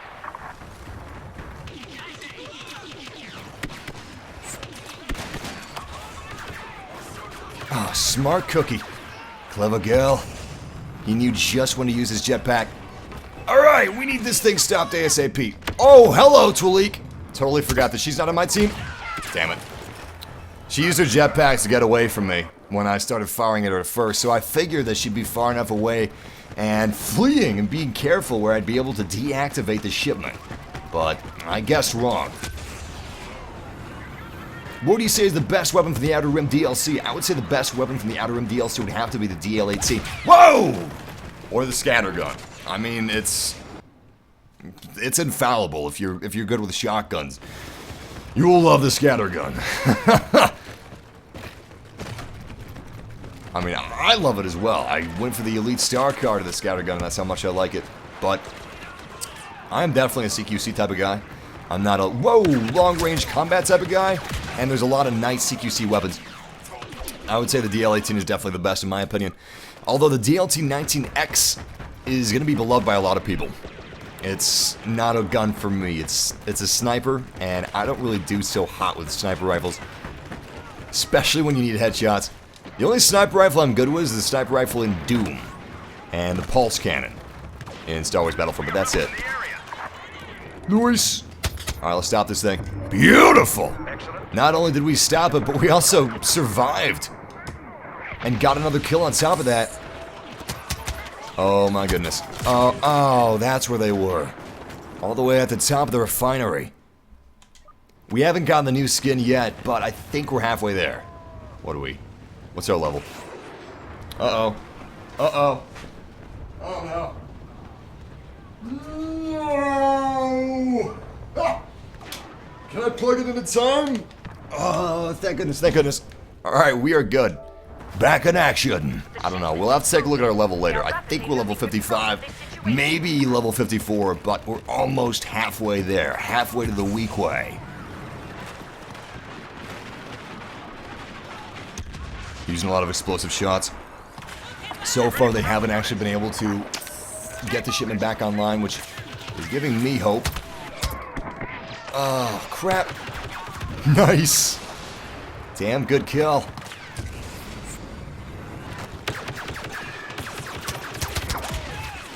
So many Quarrens. Ridiculous amounts of Quarrens, actually. Keep the shipment from moving. Massive, do you think the scattergun is a remake of Bosk's Race's shotgun? Scatterguns are difficult to place in the Star Wars universe. When I was actually making the Outer Rim news videos, and I was doing all my research on the weapons, I couldn't find a lot of info about this scattergun. I don't think it's from any particular part of the Star Wars universe, necessarily, but more of a culmination of different scatterguns in the Star Wars universe to create this very particular scattergun. I think this is a brand new scattergun, actually, because there's two different types of scatterguns in the Star Wars universe right now. There's scatterguns with a space and scatterguns with no space. I believe the scatterguns with no space are the laser scatterguns, and the ones with a space are the ballistic scatterguns. And this one has a space. I actually can't remember which one is which. Maybe it's the one with the space that's ballistics. Regardless, I don't know. It kind of looks like a weapon that Bosk's Race would use. We do know that the Relby V10 blaster rifle is no longer the same weapon that was Bosk's signature weapon. So the question is the Relby V10, is it the same gun as Bosk's signature gun? If they made Bosk a hero, would he have the Relby V10 that we know, or the Relby V10 that the expanded universe knew, or the movieverse knew? I don't know. I honestly believe that they would give him the DMR. Hell, the fact that we have Bosk's signature gun, even though it's different than what it was in the expanded universe, kind of guarantees the fact that we're going to get Bosk as a hero. Probably as a Bespin hero. When you look at Bosk, he looks kind of Bespin. So does Dengar. But yeah, we got Bosk's gun. It may not be the same as it was when it was in the expanded universe, but it's still Bosk's gun. And I don't think that they would have a hero whose primary weapon is a grenade launcher. So I bet this is the way it has to be, and the way it will always be with the Relby V10 from here on out. Easy target. And Bosk as well. Oh, damn. DH-17 can't compete with that rate of fire. Yeah, that's true. Republic Commando did have a gun that looked really close to the scattergun in Battlefront. Don't remember what that was called. It's been a long time since I've played. Republic Commando. Really good game, though. It's one of the best Star Wars games out there. Rogue Squadron. Empires. I almost said Empire Strikes Back. Shadows of the Empire. The Battlefronts. Republic Commando. They're all great. They're all fantastic. You must stop that shipment. Holy crap! That scared me. It's a great impact sound. Okay, so the shipment is almost to the final destination, which means we gotta protect it. We gotta stop it, and we gotta focus on playing the objective. We haven't been focusing on playing the objective for a little while now. By the way, guys, if you enjoyed this live stream, don't forget to leave a like and subscribe, because I think this will be the last match. I'm getting a little hungry, and I'm gonna get some hot dogs in my system directly after this live stream. But yeah, we do this thing pretty much daily, and we will be live streaming again tomorrow, and of course on April 5th. Looks like this is Palpatine's section of Extraction. So Extraction is a very unique hero system where you can't actually choose the hero you want to be.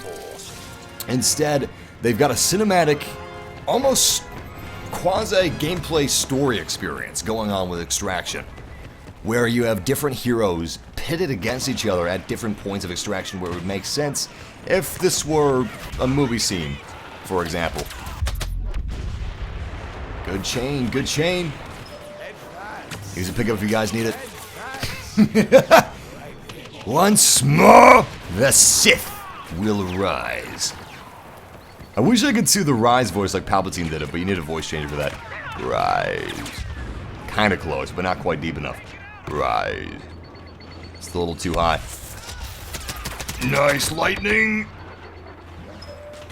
Set down another objective.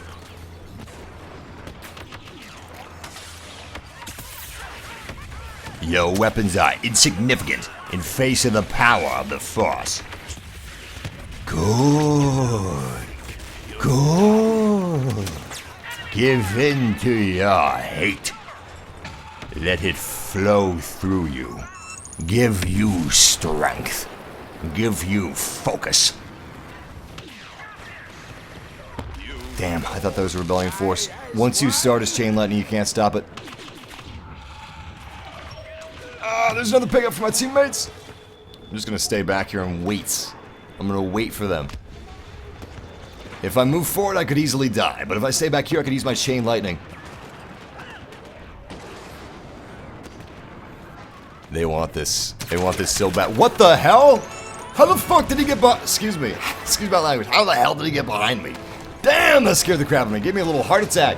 I got my volume actually pretty loud so I can try to hear enemy footsteps behind me or whatever I'm doing. Oh, they want this so bad. GR-75 transport just touched down. I can feel it. They're almost here. We had to keep their shipment for 5 minutes. We had to keep it stable for 5 minutes. I don't think that's going to be possible. Good. I can feel your anger. The hate is swelling in you now. Take your Jedi weapon. Use it. I am unarmed. Strike me down with it. Give in to your anger. With each passing moment, you make yourself more my servant. I can't stop it. I can't get there in time. Damn it. Ah! Ah!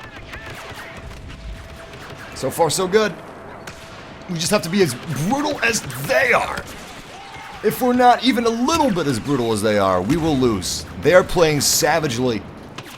I mean, their back is against a wall right now. There's only so much they can do. It gives them focus. Gives them strength. I can't believe they just stopped to do an emoticon in the middle of battle. Man, they're getting ballsy. This is bad for the Empire because you don't want a ballsy enemy. A ballsy enemy is the... Ah!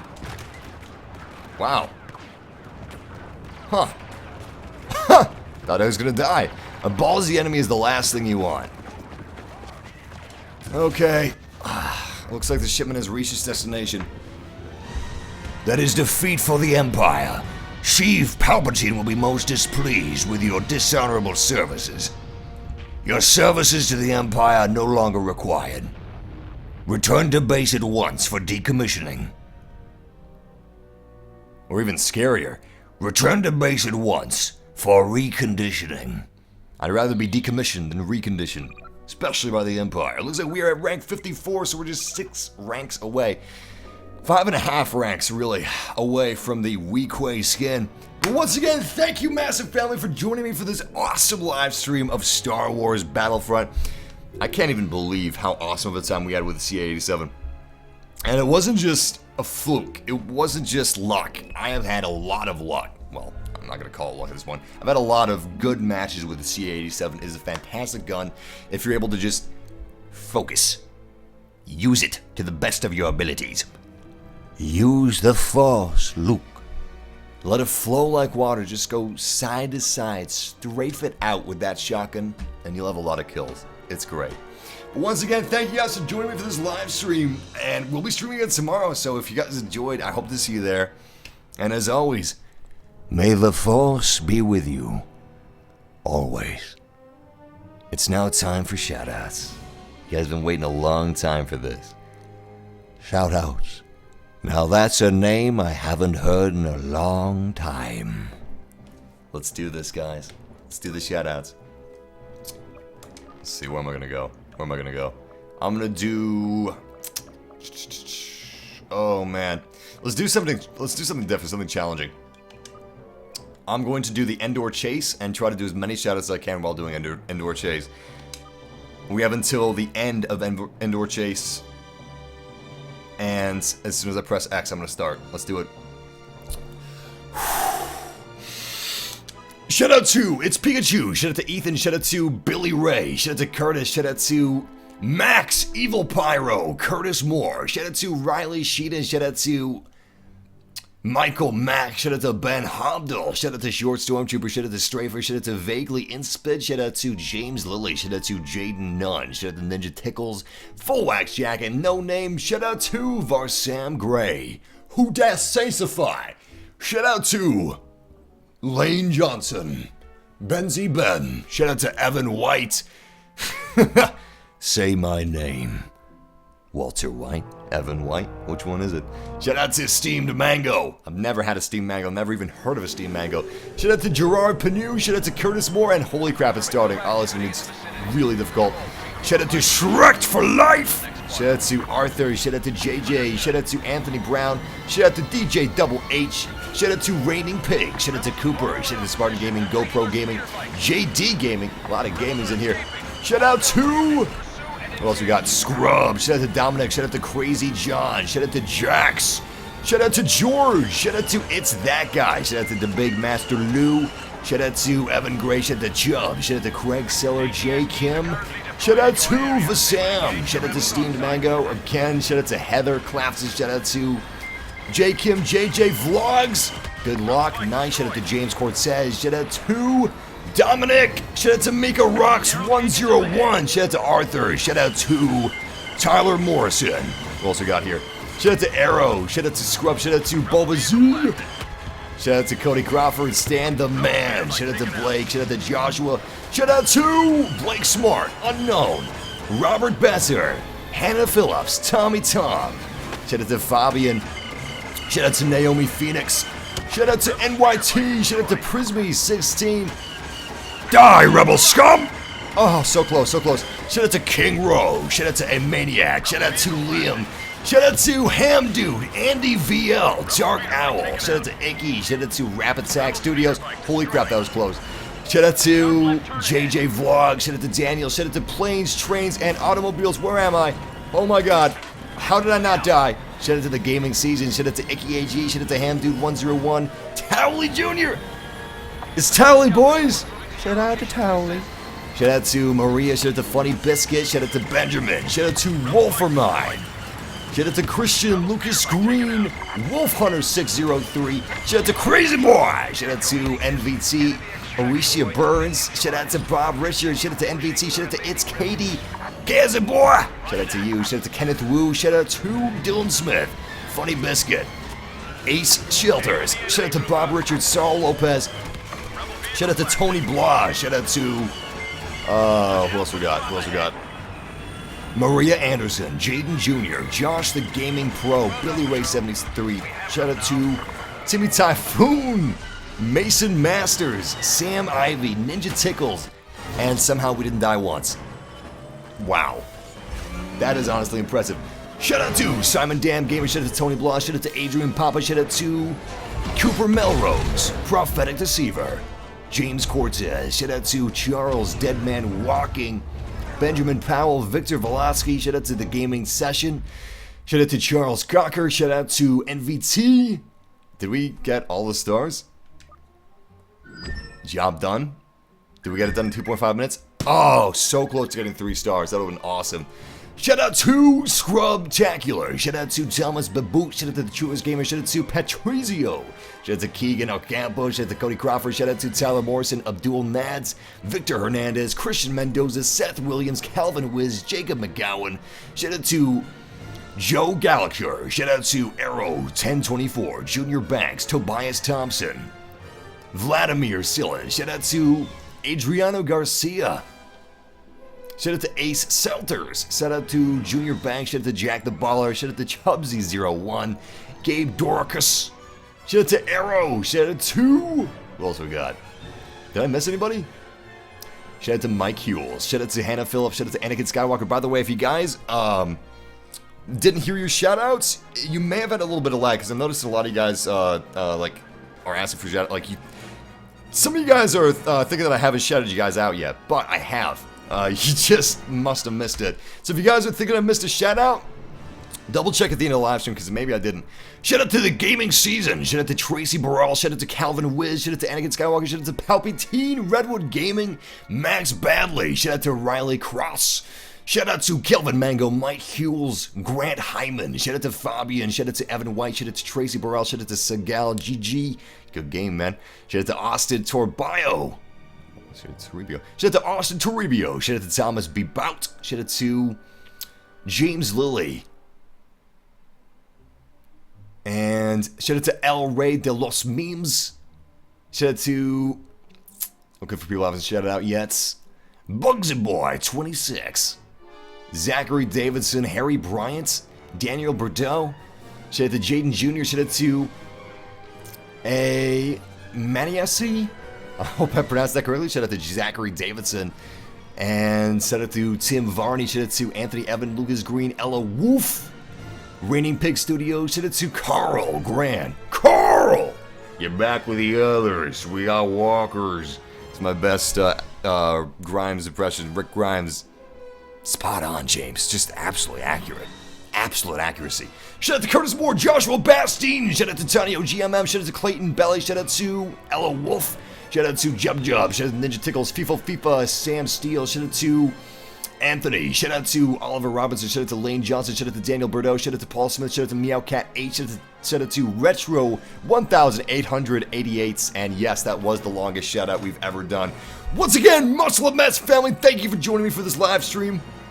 And I hope you guys enjoyed. I feel like I'm forgetting something. I don't know what. Shout out challenge. Shout out challenge. Let's do the shout out challenge real quick.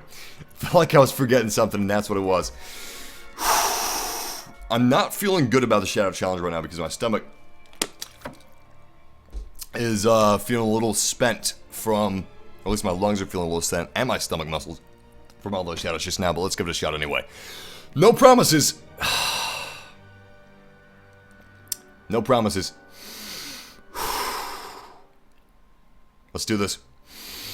Straight for me, straight for Andrew, Nathaniel, Randy, Adrian, Joe, Joel, Nathaniel, Tobias, Mike, North, Craig, Tanio, the Durbo, Riley, MG Universe, the Johnny, Victor, Nathaniel, the Dude, Strifer, Anthony, Spartan, Evan, Tanio, CX, Seajoy, Caden, Victor, Dirt Bros, Velasquez, Daniel, Arthur, Kenneth Wu, Victor, Dirt Bro, Caden, Andrew, Aricia, Tanio, Ace, Bugsy, Evan, Mike, it's Katie, Jason, Northern Wall, Matthew, NBT, Arrow, Evan, Evil, Lane, Hamdude, Maze, Katie, Raining. Okay.